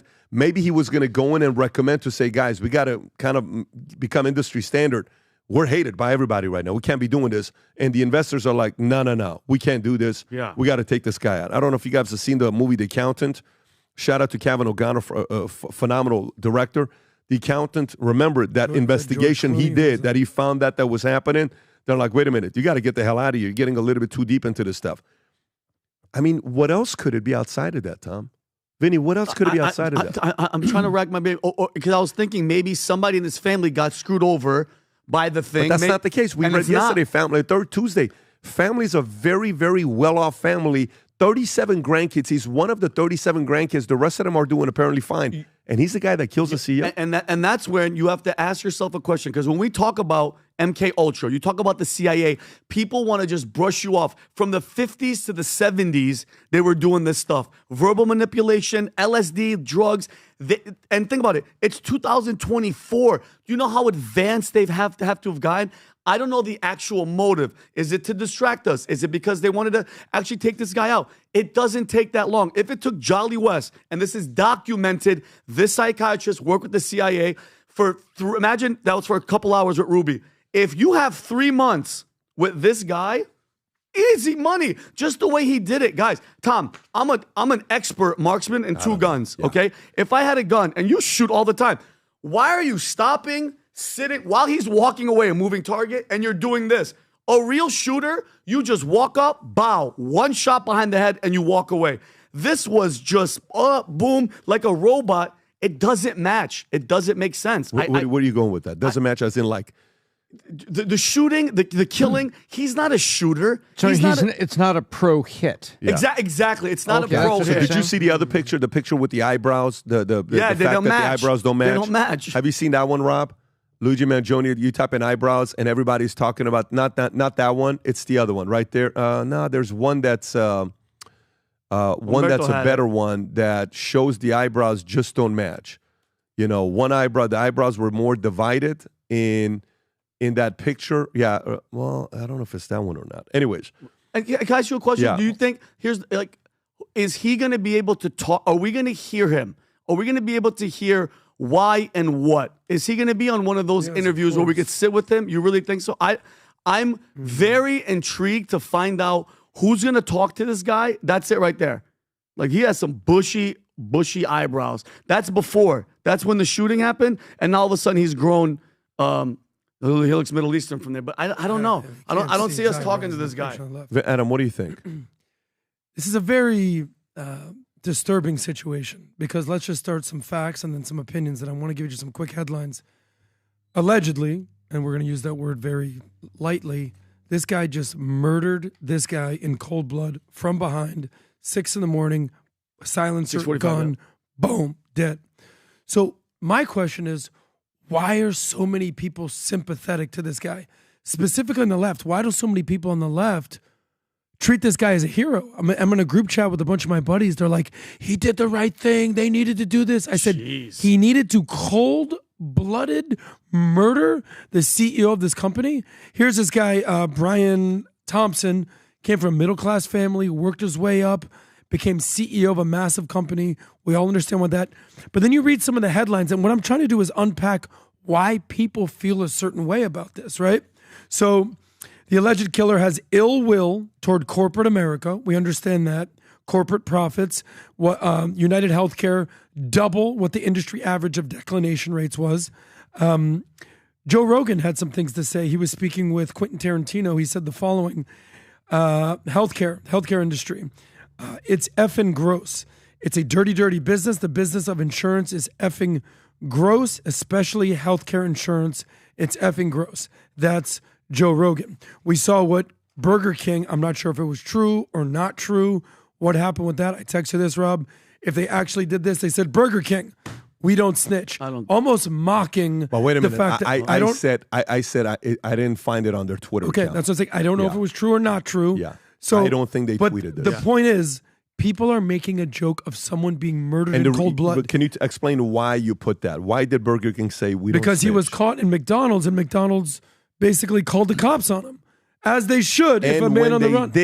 What ended up happening is Google, McDonald's got so many negative reviews that Google had to pull the negative. Is this the part, Rob? Here's the put part this right up here. real quick, 30 seconds. Just put this up. It's the McDonald's where he was spotted. It's called review bombing. Negative, even one-star reviews have flooded the restaurant's Google and Yelp pages, forcing the two companies to remove the comments. Some of them had terms like rats and snitches. And even before Magione was identified, legions of online... Yeah. It's disgusting to the point where people are just mocking murder. So in New York, New Yorkers celebrate the assassination of UnitedHealthcare CEO with a look-alike contest. This is the winner right here. The winner, you know how much money the winner won from doing this, from doing a look-alike contest from the murder? You know how much money they won? A whopping, ready? $50. Right. They held a controversial shooter look-alike contest in Washington State Park, mocking the assassination of UnitedHealthcare CEO Brian Thompson. So there we go. And then you had the girl Taylor Lorenz, we talked about her on Piers Morgan, saying, I felt joy about this. Guys, this guy was murdered in cold blood. What's the professor, Rob? Pull up the professor. Yeah, the professor. Here we go. There's a professor of Columbia. This is her? Penn. Oh, no. Was it Penn? Play this clip, Rob. So I can't play it. She has music in the background, but this is the clip. I've never been prouder to be a professor at the University of Pennsylvania. Okay, Penn, here it is. Blue hair. No, here it is right here. Julia Alexievna faced backlash after celebrating Luigi Magione, celebrating him. She is a socialist and an anti-fascist on TikTok, including where she wrote, I've never been prouder to be a professor at the University of Pennsylvania, accompanied by the song, Do You Hear the People Sing? She reportedly called Magione the icon we all need and deserve. What a disgusting, absolutely unbelievable, what the hell are you... Bro, yet again, the left is showing their freaking true colors, man. It's unbelievable. It's unbelievable. My interest is understanding why so many people are treating this guy like a hero. Well, what people? You saw what he wrote. This isn't new. You saw what he wrote on the bullets. It was deny, defend, depose. Okay.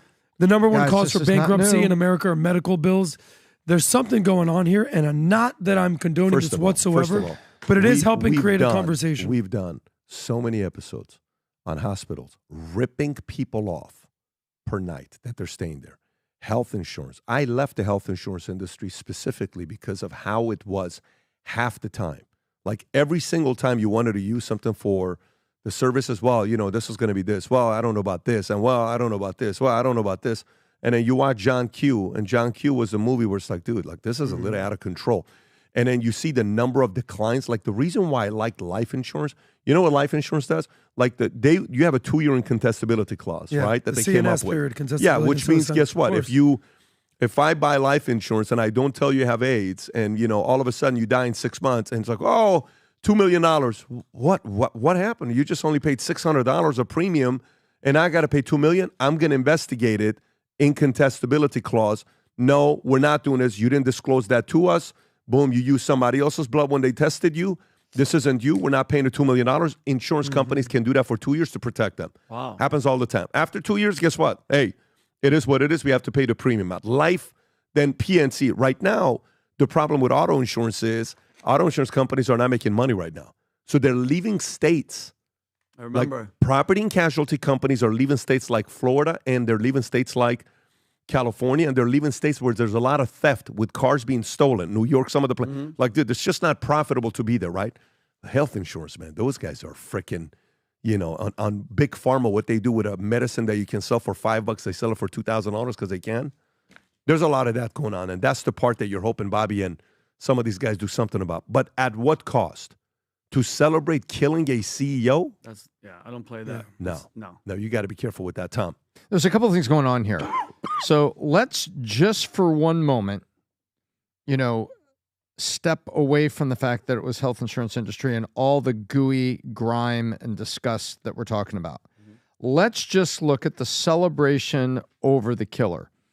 There is underlying a war going on in this country with socialist Marxists that literally want capitalist conservatives dead. I'll prove it to you. Do you remember the Boston bombing? The two brothers, yeah, of course. Sarnov, I think it was TSAR. Sarnayev. He ended up on the cover of Rolling Stone. Yeah, Rolling Stone. He's on the cover of Rolling Stone as the hot terrorist and being glamorized. Ridiculous. Let's remember what happened there. That a week prior, he ran over his brother, killing him in the police chase. Do you remember that? Yeah. He ran over his brother. Yeah, of course. Who the two of them that had made the pressure cooker, the pressure cooker crockpot bombs with nails and everything in there designed to go 10 off years like ago, a 11 grenade. years ago, right, Tom? More than that, isn't it? I want to say it was 2013. 2013. Yeah, okay, there it was. So remember the romantic moment they had with him. It's the same. Forget about healthcare just for a second. It's the same romantic response from certain members of the left, socialist Marxists, that like it when they think of these guys as freedom fighters. They think of these guys as soldiers in their cause. Don't mistake that. Yeah. That's why they're like, I've never been prouder. Oh, this guy. And so I don't know what 50 Cent is saying and what he's meaning or what he's not meaning, but there's a lot of voices go out there that, oh, this is joy from a reporter who's clearly a socialist Marxist. She absolutely is. She hates capitalism. She hates Trump. She hates all that it stands for. She's there. There is a romantic love when one of their guys breaks through because it's simple. They think he's a soldier. Yeah, I think it's such a great point because the Boston bomber, how they romanticize this guy, put him on the cover. There's a direct line from this guy, an actual terrorist who killed Americans in the Boston bombing, right to the Gays for Gaza Brigade, basically celebrating Hamas terrorists killing innocent people.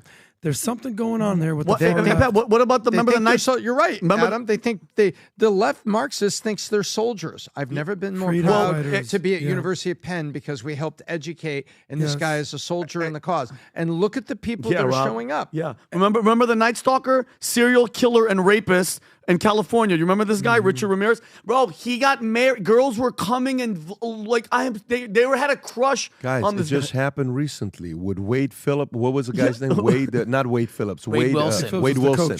No, Wade Wilson. This guy. Who's this guy? Who girls were love crazy the guy. About for this guy. It's like, oh, the hand he signals rapes he and would kills women, and they're like, he got married while he was in jail. Totally Think about understand it. that. Like the professor thing. Oh, Neil deGrasse Tyson. I'm not bringing him into this, but when you've built nothing, and you're just all you do, those that can't do teach.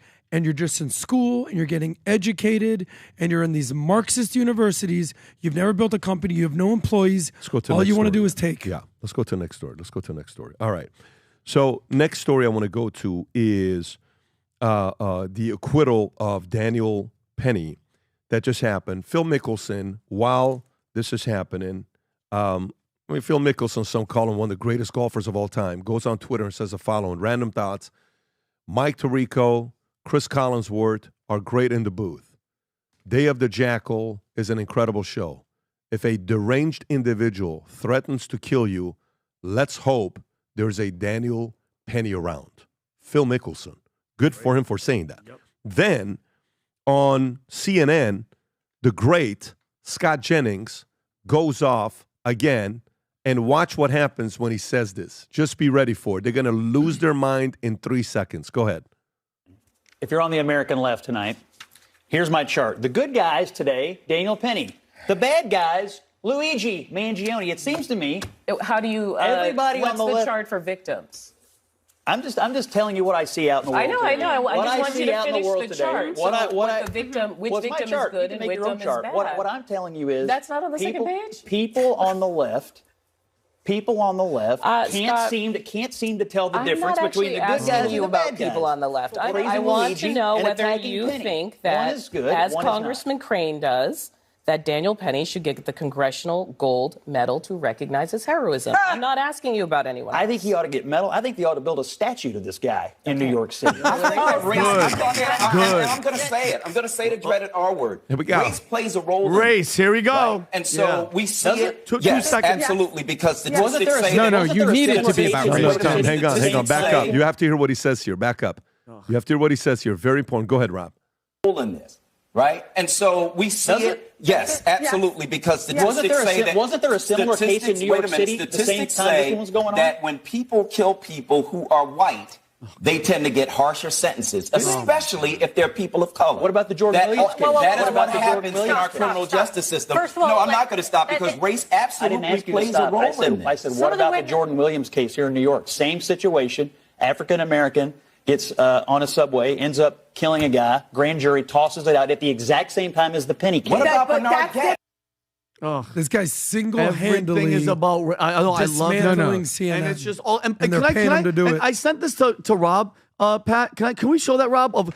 When's the last time you were on a New York City train? This is the type of stuff that people on the train have to deal with every single day. And this is just a regular one. He doesn't have a knife. He doesn't have a gun. But you're sitting on the train trying to go to work. Look at this guy, Tom.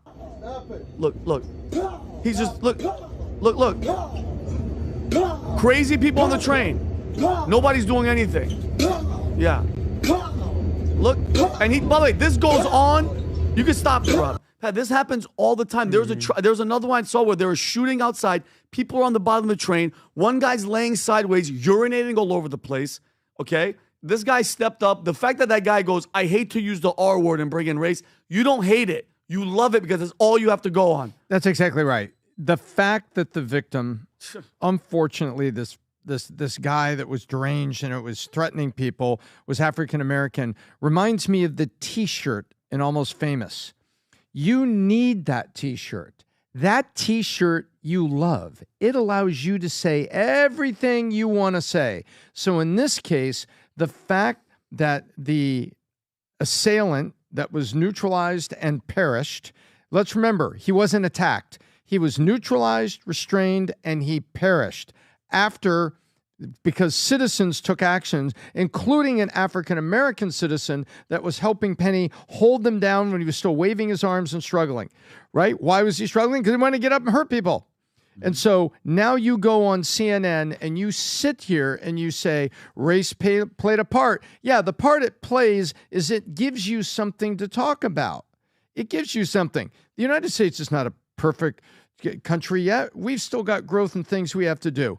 But you know what? When you sit there and you refuse to look at the facts of what's happened and you refuse the facts and you use things to make your point and to bend it the other way, you are disingenuous, you are wrong-headed, and you are the racist that's inciting the violence going in the other direction. I'm looking at you, MSNBC.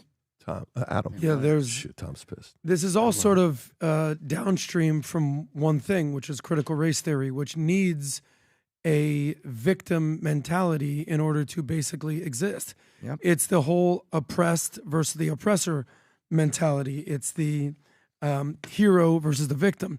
We've seen this, but it's interesting. All these buzzwords that get thrown out there. You know, the people on the right, what I've come to realize, use the buzzwords like common sense, accountability, efficiency, merit. These are the words they use. The people on the left use words like diversity, equity, inclusion. It's not fair. It's racist. It's sexist. They're constantly making excuses for the reasons that they're right and the other side is wrong. We see what's going on here. And look, Trump was just elected because he was the least crazy person in the race. All right, so the left is eating themselves. And you have this guy, Scott Jennings, out here just basically bing, ding, bing, dismantling CNN, and they're paying him to do it. It's incredible. So what was the whole situation when He's like, "Excuse me, ma'am. What was that whole conversation?" Oh yeah, with Julie. Don't whatever. call me dear. Don't call me dear. You called me dear. Like, guys, you're freaking out because some guy called you dear. It's just so interesting to me. It's just victim culture. Because I thought dear was more polite than crazy bitch. Sorry. Sue me. How's your dear girlfriend doing? My dear girlfriend's doing okay, PBD. Thank you about that. But what it is it's upside up is down, left is right, hell is heaven, and it's the home invader who's basically suing the guy who owns the home because you shot me because I entered your house illegally. He's like, "Oh, you were mean to me when I tried to rape and kill your family out here, Grape, and now I'm suing you." It's so backwards, and this is why common sense needs to be brought back to America. All right, let's go to the next one. So, folks, with the last few weeks left until inauguration, Joe Biden decides to give Iran $10 billion in sanctions relief days after Trump won election. And at the same time, the U.S. Treasury turns frozen Russian assets into $20 billion loan for who? Ukraine. Rob, if you can play the clip of KJP talking about the money they're giving out. Watch this clip here, folks. Go ahead. Following the G7's June agreement and the president's October commitment, the United States has disbursed $20 billion to a new World Bank fund that will provide economic support for Ukraine. The U.S. and G7 loans will be paid back by the interest earned from Russia's immobilized sovereign assets, increasingly putting the cost of the war on Russia, not on U.S. taxpayers. Bullshit. After Russia's brutal invasion of Ukraine, the G7 made a commitment that Russian sovereign assets in our jurisdictions will remain immobilized until Russia ends its aggression and pays for the damages it has caused Ukraine. The United States and G7 are now making good on that commitment. Together, we will leverage income earned from frozen Russian sovereign assets to provide a total of $50 billion of extraordinary revenue acceleration ERA loans to Ukraine. This will lend vital support to the people of Ukraine as they defend their country, and it also makes clear aggressors and tyrants will be responsible for the damage they cause. What about the drones in Jersey, you dumb idiot? Like what? $50 billion. Tom, I'm gonna have a heart attack. Yep, and I'm gonna help you. Have it? Watch have this. It? Okay, Rob, can you find us the chart for SIAD, which is the S&P 500 Aerospace and Defense Index ETF? Yep, it's ETF. Yeah. SIAD, or maybe $SIAD, $SIAD ETF chart. Yep. Oh. Yep. There you go. What you can look at is over, and if that's like the day, you need to find it for like the year. But you'll notice these little spikes. And these little spikes happen right after we give money to Ukraine. You want to know why? Because the investors in this know exactly what's going on, and part of that money makes a U-turn back to Boeing, General Dynamics, Honeywell, and people make shit that blows up. Wow. And it makes a U-turn, and that's what's going on. And when you go take SIAD, there you go. And it's an ETF, and it's an ETF that tracks these stocks. And so every time we give money to Ukraine, you can watch it make a little pop up. It's Nancy Pelosi on steroids, ladies and gentlemen. And so who is unfreezing them? Lobbyists. This isn't Biden. Biden is drooling in the back somewhere, wondering what's in the eggnog. That's where Biden is. This is the shadow government that's been doing this for a while, finding more money. Hey, what if we unfreeze the Russian assets and just point them over here? And then the defense lobbyists, oh man, that's brilliant. Do that. It's simple. I think that's all that's happening right now. I think that's all that's been happening. So Tom, somebody that obviously is not that smart to just sit there and grab their phone and do that. We know Ukraine has been corrupt for ever. Okay, so the fact that they're giving all this money, Tom. So you're saying because we've given them so far, and now they're corrupt in Bentleys. Yeah, exactly. We've given them almost $200 billion of your dollars, my dollars. So we give them this money, then they have to hire American companies to protect the bombs, the planes, everything. So the people that are sending it and approving it, where do they get their war toys? They're not buying nukes, they're not buying heavy stuff, but where do they get their basic war toys? From us, right? Wow, so it's just a money laundering scheme, a big ass money laundering scheme. I believe that. I believe that.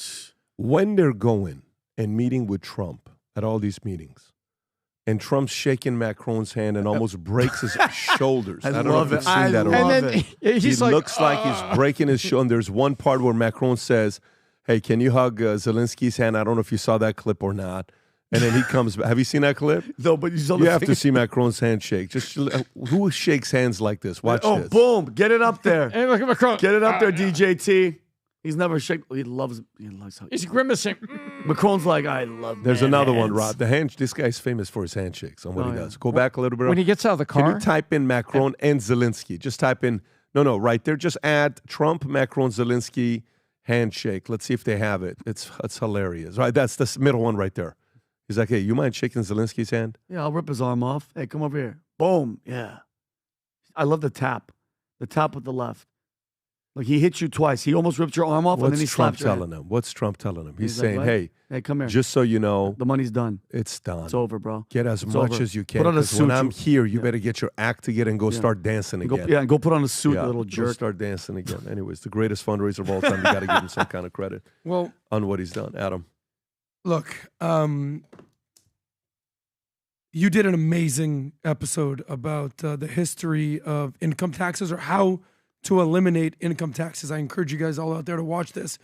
It's actually pretty eye-popping and mind-blowing how basically this works.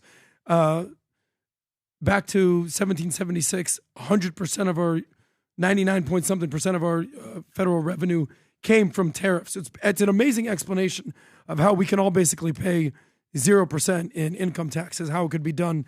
DOGE, the Department of Government Efficiency, is going to basically come in there and hopefully cut the fat, clean house, and make our government more efficient. And hopefully we can all pay a lot less in taxes.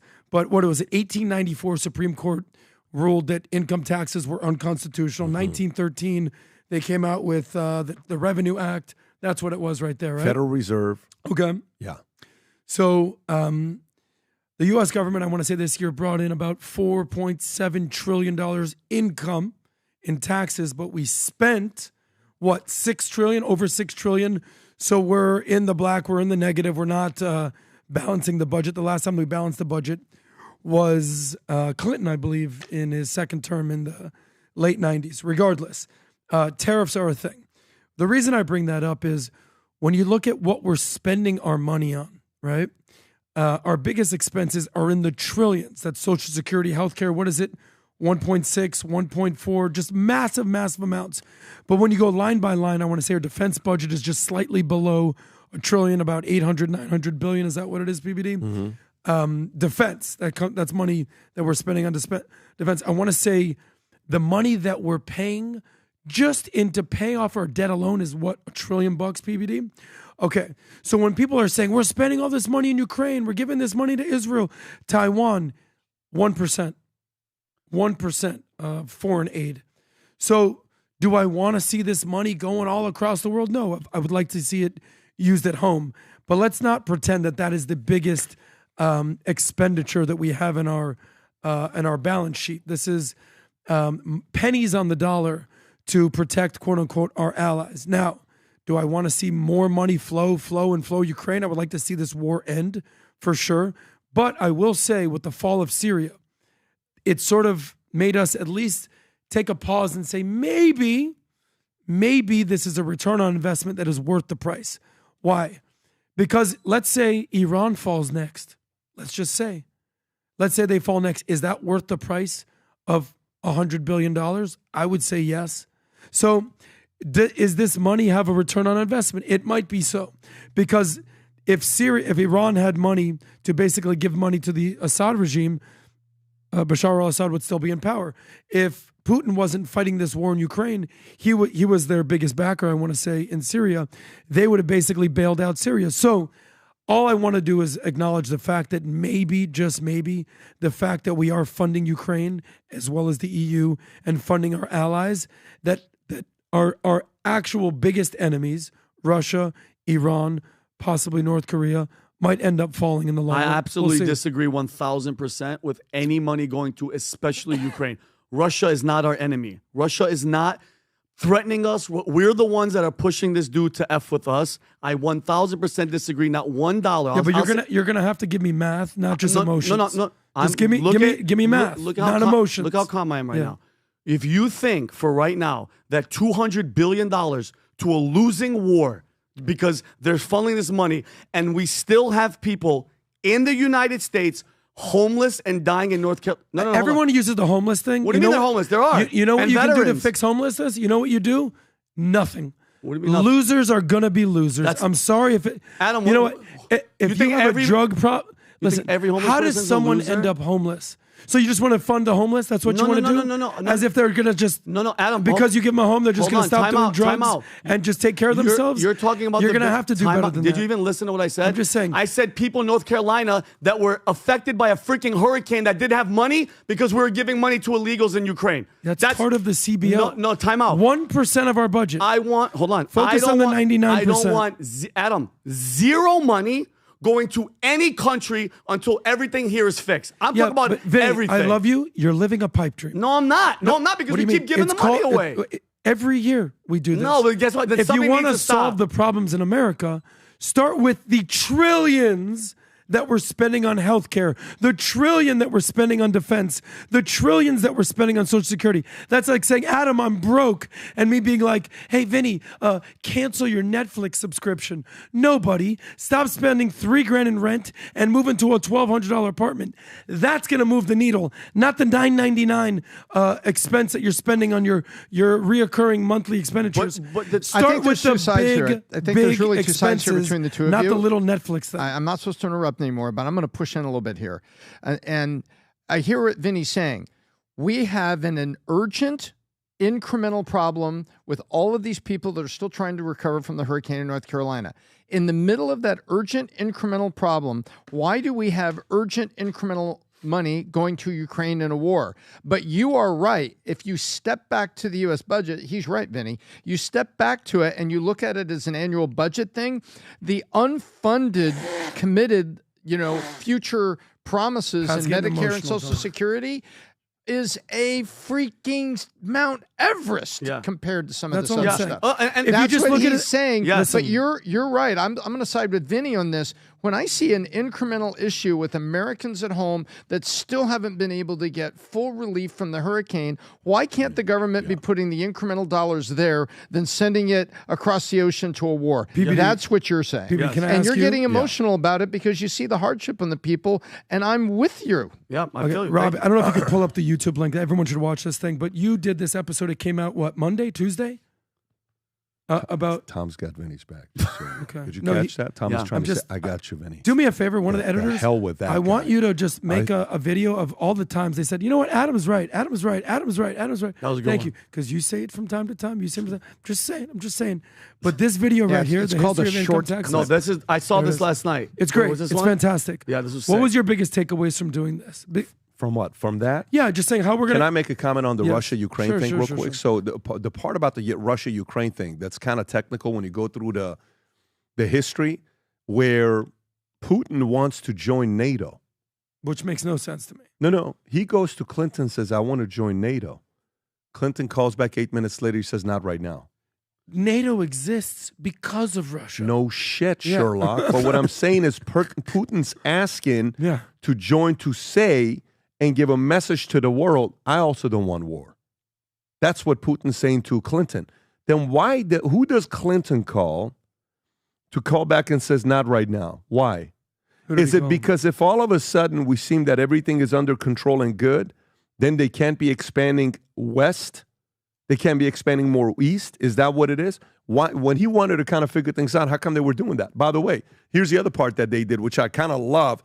Putin's move here was phenomenal, and I hope we do it in America. When all the protesting was taking place in Ukraine and Russia, you know what he blamed? He blamed the protest, particularly from the U.S., accusing Western-funded NGOs non-government of inciting unrest, which, by the way, you know what he did in 2012? A law passed in 2012 in Russia requiring NGOs receiving foreign funding to register as foreign agents.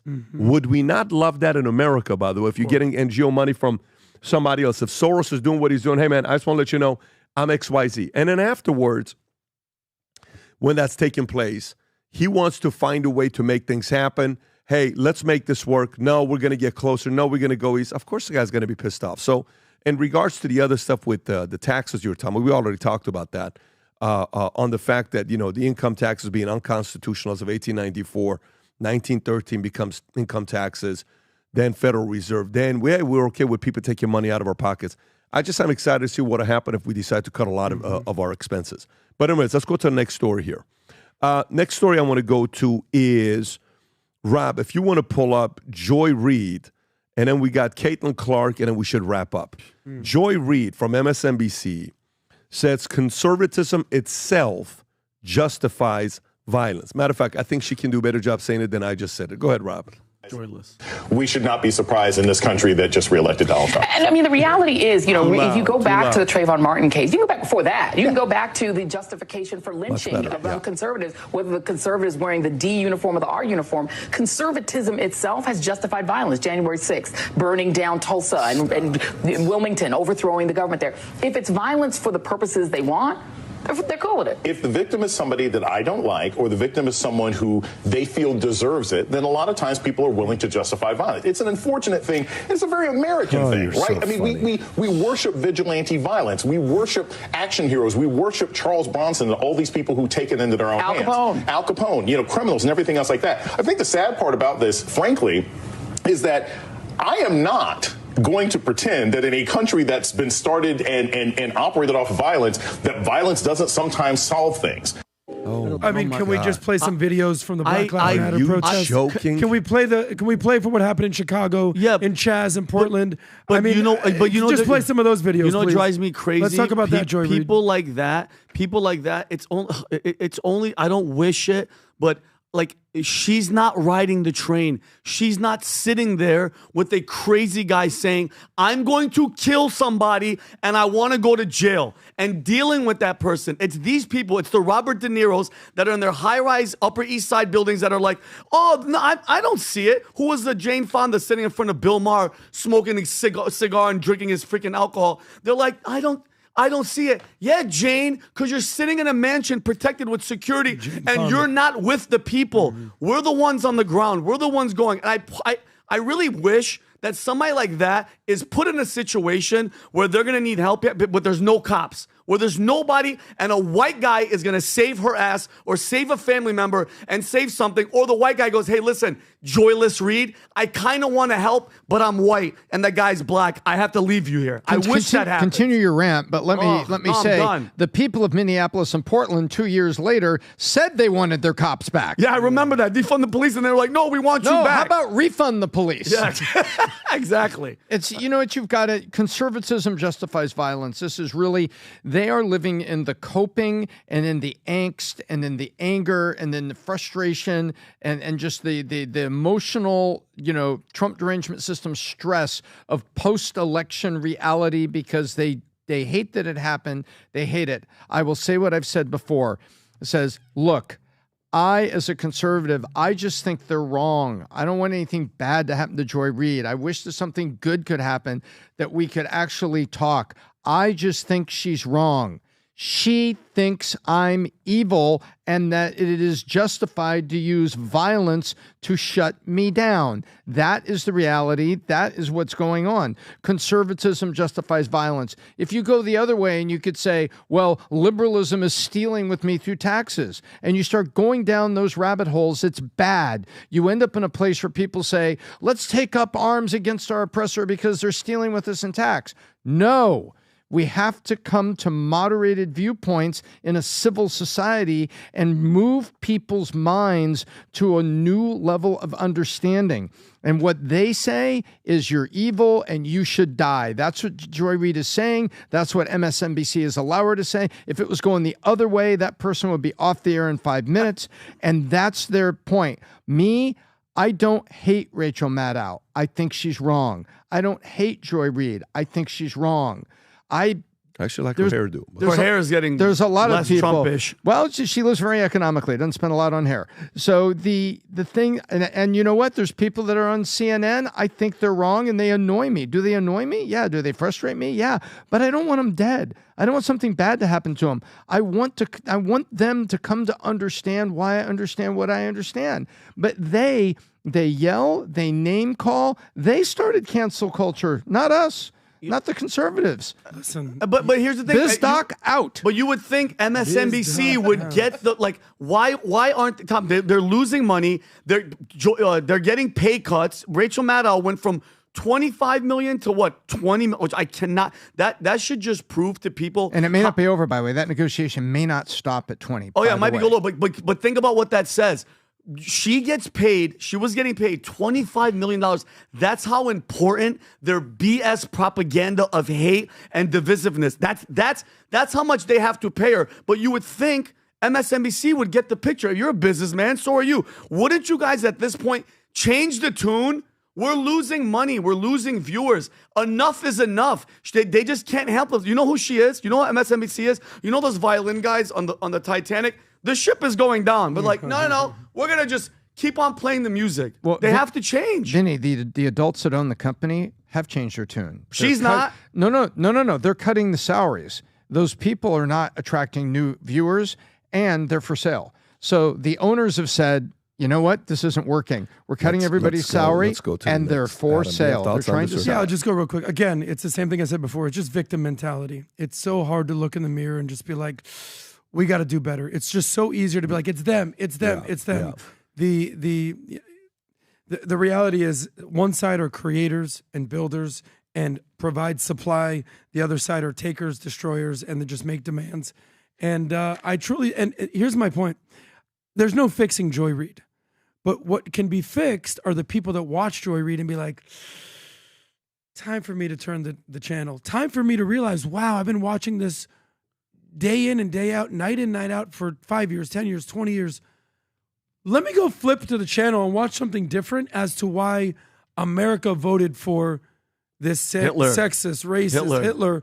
Basically identify why the other side won and your side lost, and you'll find the answer. Well, let me read this next story here to you. Caitlin Clark is named Time Athlete of the Year. 22 years old. She had a record-breaking season with the Indiana Fever in the WNBA. She shattered 6 rookie records for points and assists, 4 franchise records, and multiple all-time NBA records, including the most assists in a single game, 19. Reflecting on her impact, she stated, I've been able to captivate so many people that have never watched women's sports and then turn them into fans. Before joining the WNBA, Clark became the highest scorer in college basketball history at Iowa, drawing a staggering 18.9 million viewers for March Madness finale. And against South Carolina, the second most watched women's sporting event in U.S. history. Times' Sean Gregory wrote, good luck naming another player who altered the trajectory of the entire sports team within 5 months on the job. And Caitlin Clark responds with the following. Adam, I'm going to come to you first. Believe me. She says, acknowledged her privilege as a white person in a league built on the contributions of black players. In her Time interview, she stated, I want to say I've earned every single thing, but as a white person, there is privilege. The more we can elevate black women, that's going to be a beautiful thing.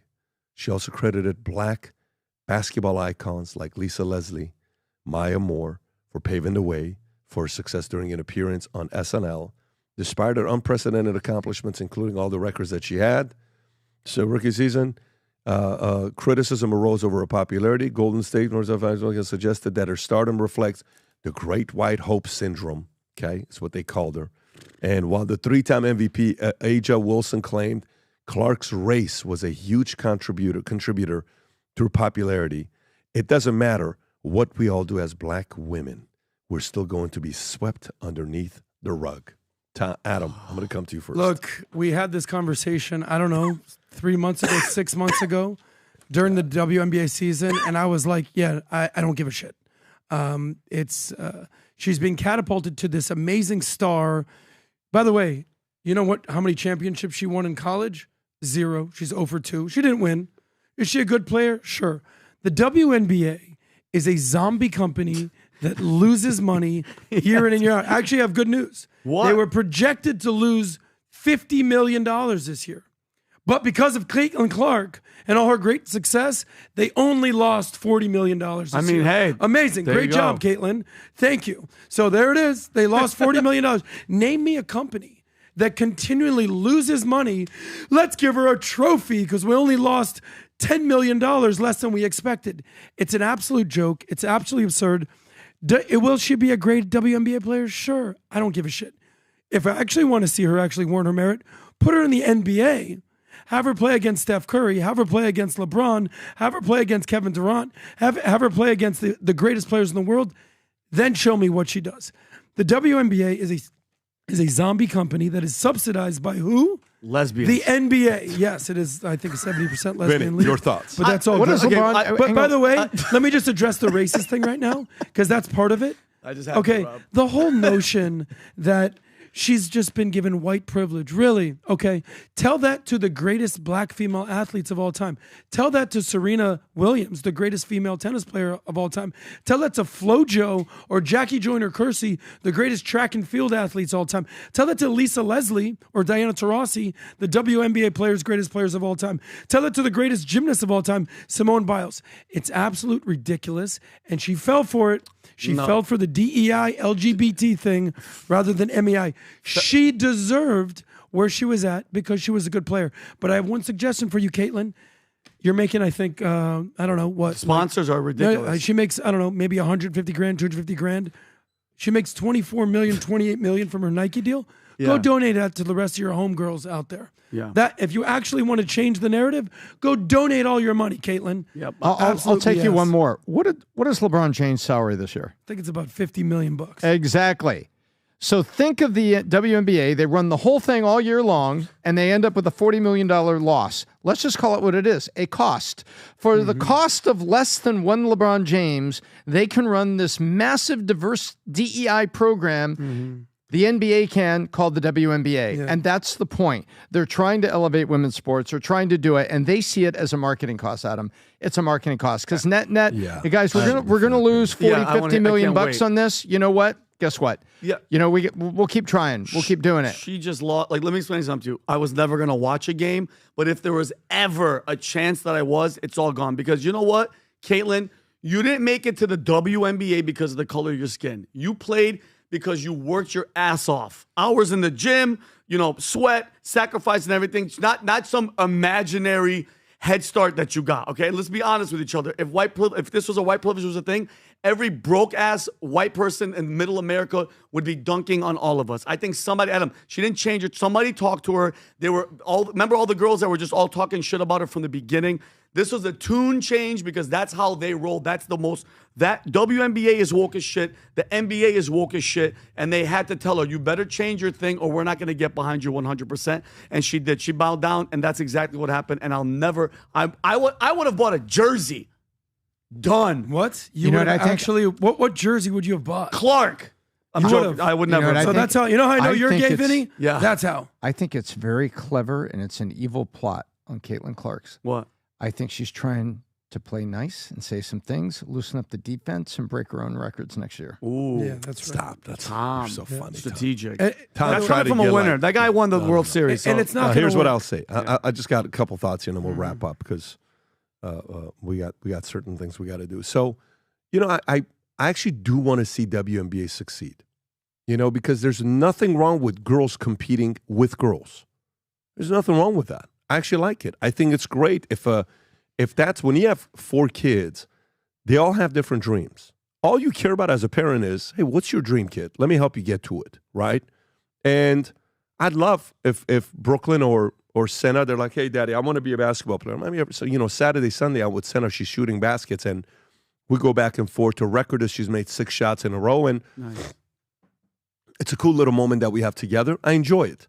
Does she like playing basketball? No. We just do it as a form of exercise that we have. So I don't mind this winning. I actually want to see WNBA do well. But what she just did is exactly why I haven't watched a minute of an NBA game this year. I'm done. I'm unattracted. When NBA did the BLM thing, and all this stuff in their NBA field said BLM, and they were bitching about everything that's going on, and DeSantis is a bad guy, yet you did your NBA playoffs in Orlando, okay, where it's the only state that would allow you to do it, and then you want to bitch about bad policies of Florida? You came to Florida. Yeah. I was done with the NBA. LeBron James destroyed a great game, and a lot of people can say stuff about him. I still put him as the second greatest. I was hoping Caitlin would stay and say, look, I respect everybody. I've earned to be here. I've worked very hard. But to go to the victimhood mentality place, so disappointing, so unattractive, that I couldn't even sit there and have my kids look up to her as a hero. That's the part. I want to find a kid for my daughters to look up to.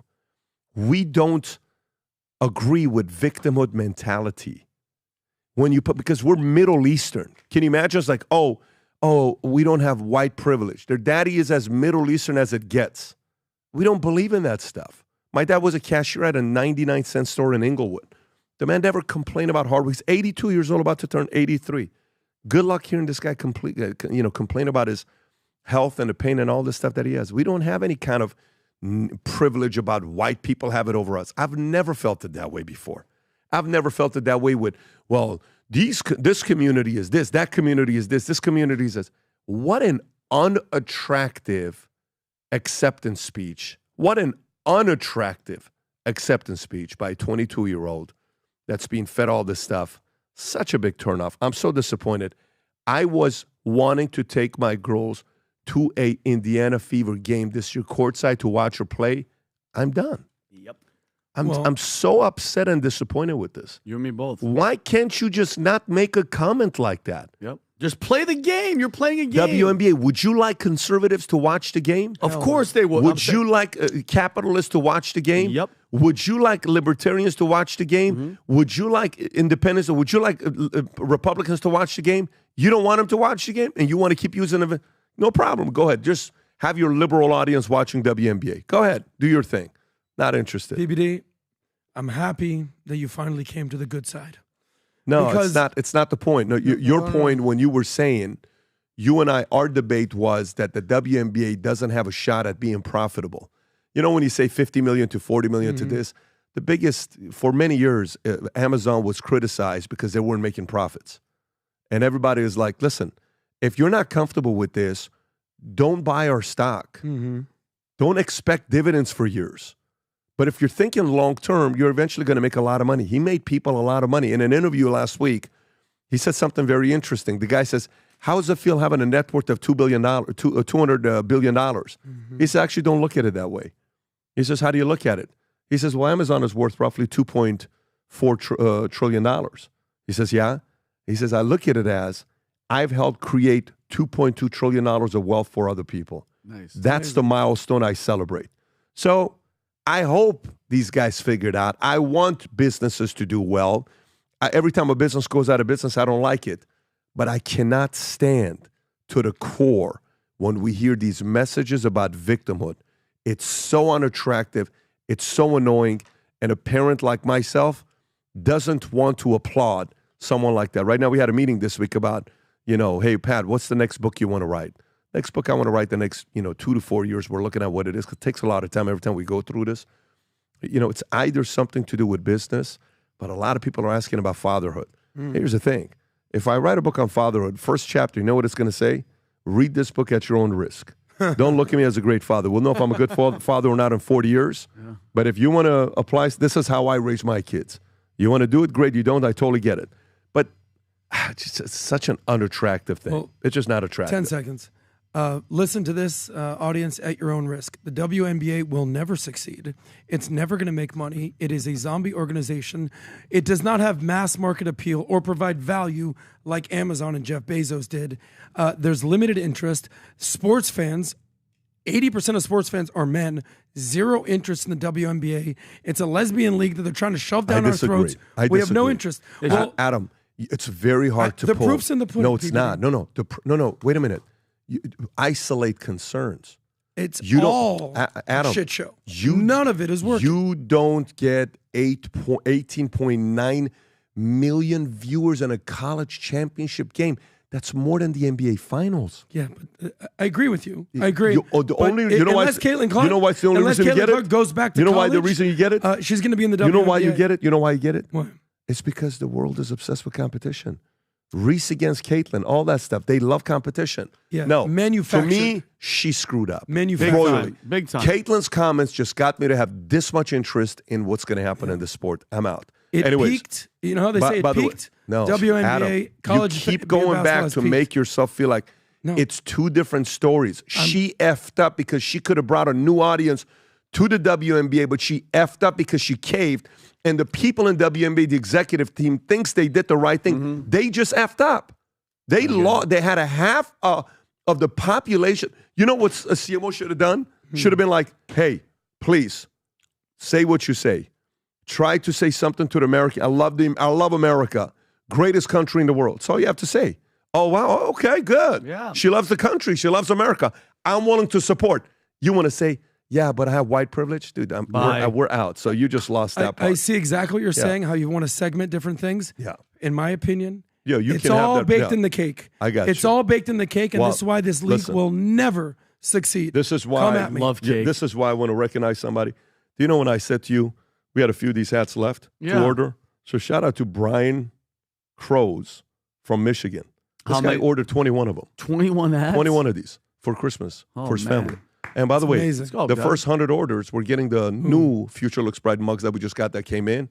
So again, Christmas, December 15th, we have all this Christmas gear. You have to, this has got to be shipped. They just came in. 1,000 of these are being shipped out here today, but this badge goes, and once it goes, we're not ordering again until next year. So go place your order. We will not sell these after Christmas. They're out because the season is out. So go place your order, put it as a gift for a loved one for Merry Christmas. Anyways, Rob, do you have anything else tomorrow? We don't have anything because tomorrow's business planning workshop, right? No, next week, Oliver Stone, Tony Robbins, and 2 Home Team podcasts. Oh, we have a bunch of things tomorrow. Okay, sounds Holy good. moly. Well, God bless everybody. Have a great weekend. Take care. Bye-bye, bye-bye.